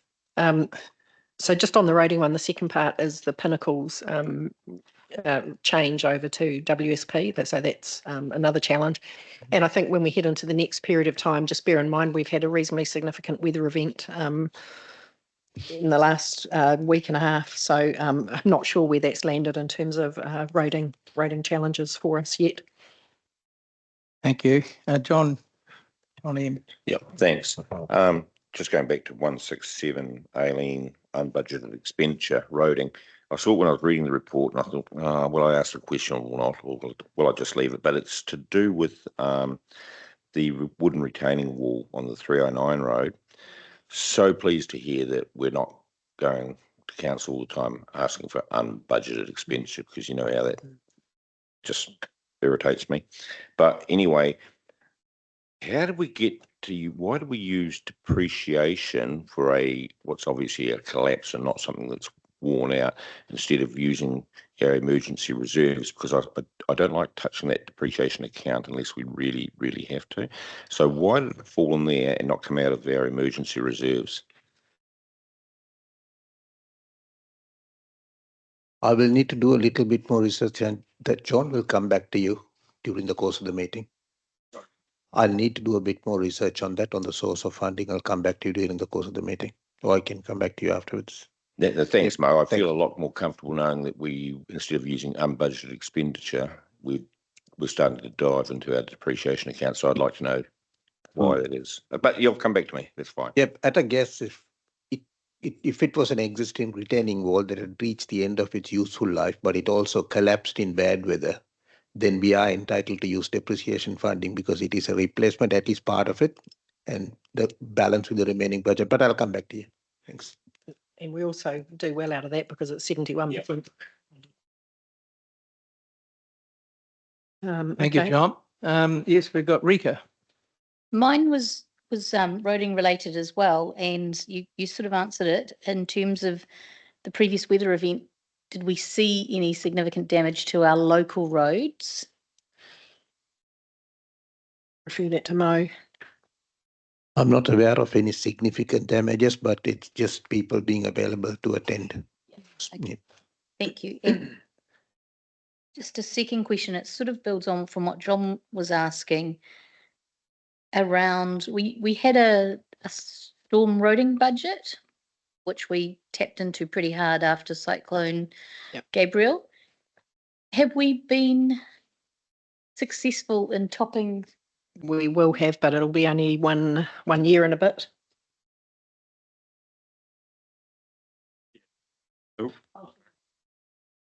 So yes, we do contribute to that reserve, but it does take time to build it back up after depleting it as much as had been the case.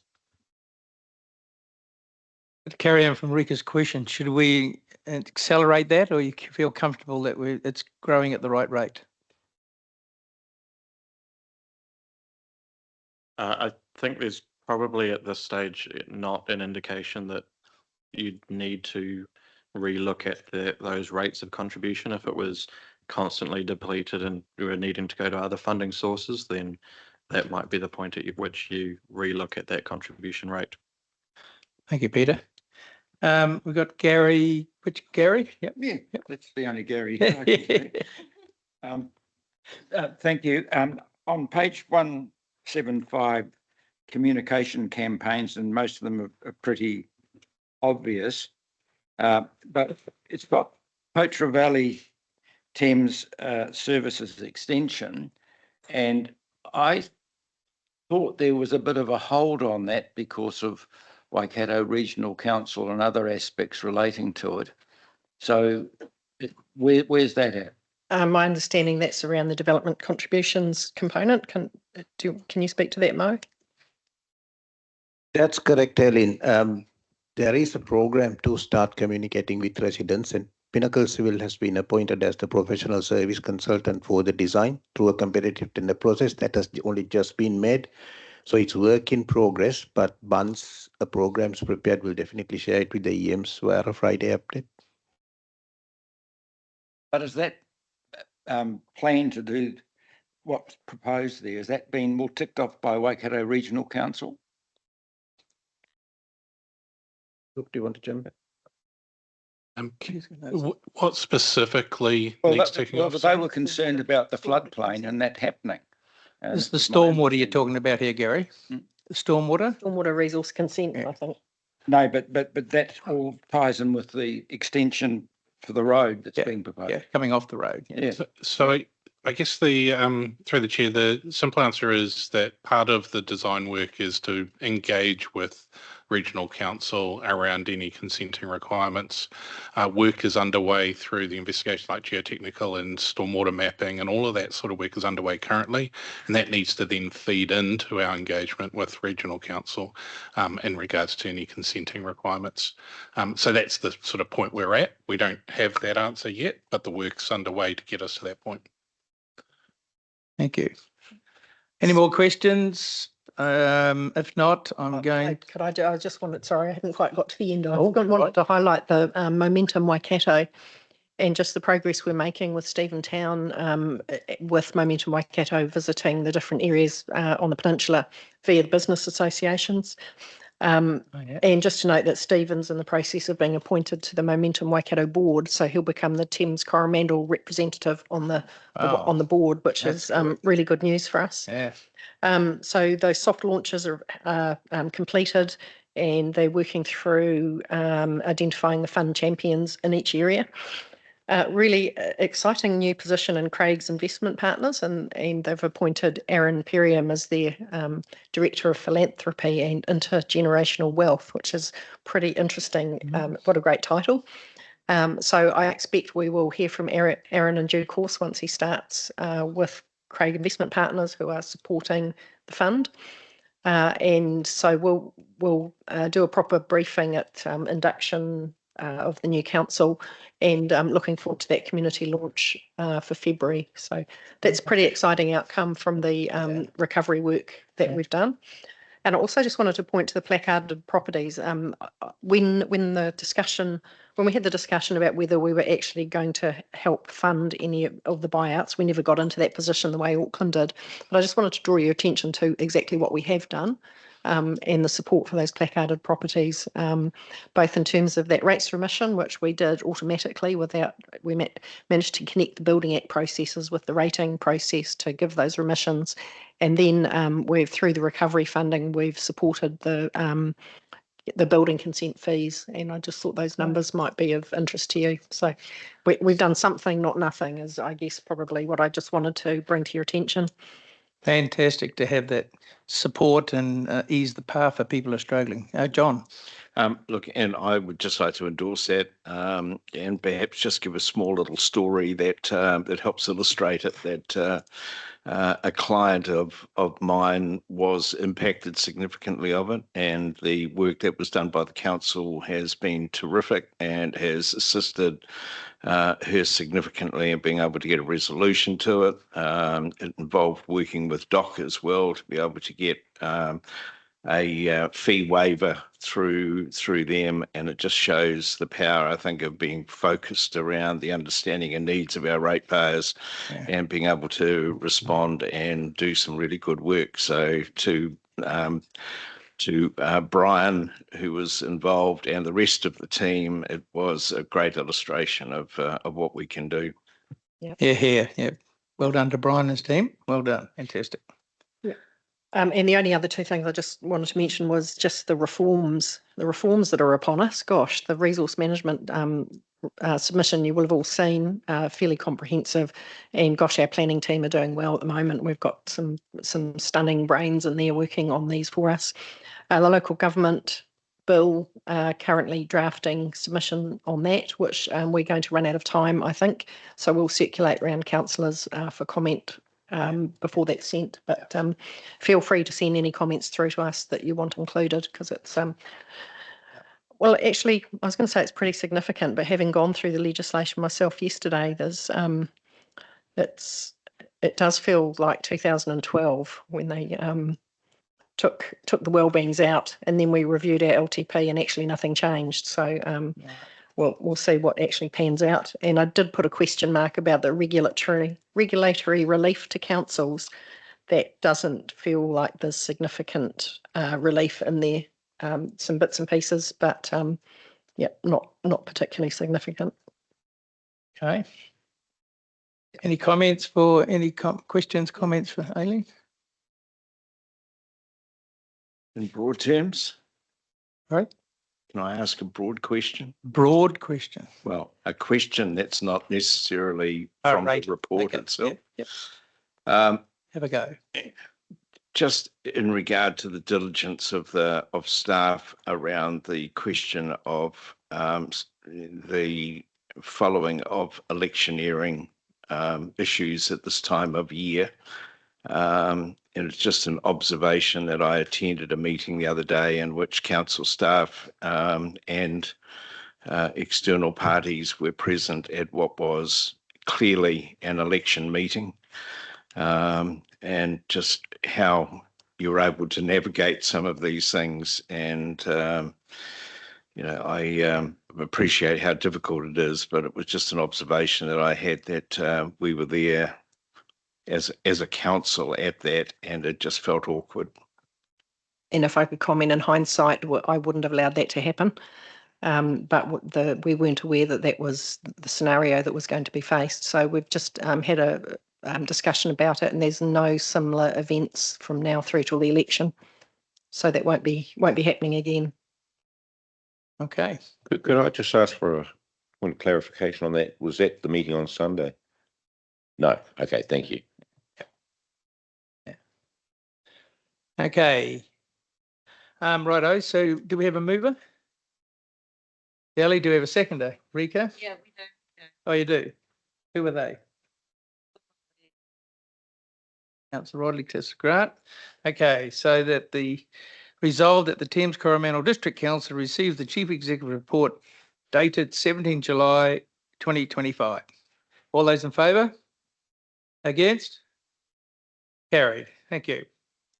3.2, the Mayoral Report. It's been out there. You'll see it. It includes functions that Len's been to, and I've followed on to being through. There's no comment from me, but anybody got any commentary? I can just say that we had a group to attend to the local Government New Zealand conference, and we're going to get hopefully those people to make some commentary about that down the line at the right meeting, so that you've got some feedback on that. Have you got any comments, Len? Would you like to say anything? Thank you, Terry. Page 192, unless I've missed anything else, there was the Ariki Plains College Student Gateway celebration. I had to give my apologies for that, so I wasn't at that one. And also the lunch hui with Bailey's Coromandel, I gave apologies for that as well. So okay, noted. Thank you. So unless I've missed anything else, Terry, I think that's all. Okay, thank you. Okay, so we need a mover and a seconder. Sorry, Robin. I noted when I read through the Len's engagements emails that we received from the staff that at the Regional Land Transport Committee meeting, he was listed at the time as being online. And so I'd like that reflected there. We used to have in this particular Mayoral Report where an indication where online versus in person. I think it's a really important distinction. And the other thing, reading the minutes for that meeting, which was in item 1.7, the mayor actually was late to that meeting. I'd also like that recorded, please. It was not recorded in the minutes? It's recorded in the minutes, but it's not reflected in the Mayoral Report. Oh, okay. Oh, yeah, we'll just make note of that. Yeah, and it was We have late. also previously asked for some commentary around some of these, and so I'd really like to stress that in this age where people are asking for a council for increased transparency, I think we really do need to use these opportunities to have narratives around that rather than just a list. Yeah, so I think that opportunity comes when you go through the minutes and you should really ask those questions, get a response. So I'll just ask Len if he wants to respond to that. You got any comment, Len? Yes, I have. That was technical issues, which was clearly, I don't know whether they put it in the minutes, but technical issues with joining online. It happens sometimes. It's not uncommon. In terms of commentary and doing reports on meetings like this, there will be times when there simply isn't the time and the capacity to do that. There are minute takers for these minutes. And so the minutes are fully recorded. There are recordings online. So I'm not convinced that I'm going to be doing reports on all of these meetings. I simply don't have time. With respect, I did email you 5 weeks ago asking for an update about something that had appeared in one of these reports, and I'm still waiting for a response that isn't sure thing. So yes, maybe you are still waiting, Councillor. Offline. And since you raised it online, I spent a good part of that time in hospital. So I'll get to it when I'm feeling well enough to do it. But that needs to be noted. If you're going to make those comments, then also fill out the picture by saying that the mayor was in hospital at the time. Okay, well, we'll deal with it. And if you need some support with it, Len, with the information, we'll find it. But yeah, the comment's been made and you've responded. So thank you. Okay, thank you. So let's move on. So we need a mover and a seconder, please. Anybody need to move? Delhi, a seconder is, I will second it. This is I'll just read it out here. Resolved that the Thames-Coromandel District Council received the Mayoral Report dated 18th July 2025. All those in favour, please say aye. All those against? Carried. Thank you. I would like my abstention noted, please. Noted. Thank you, Robin. Okay, so we're going to move into public exclude. Just want to thank Ariana and her team for putting this together. Fantastic job, Ari and Brit, gang. Well done. So we'll just take a little brief recess while we go into public excluded. Thank you, online people, for joining and listening. And you'll now disappear. Yeah, can we move into public? Somebody would like to move that. Delhi, Martin, all in favour? Against? Carried. Thank you. We come to this one. Yes.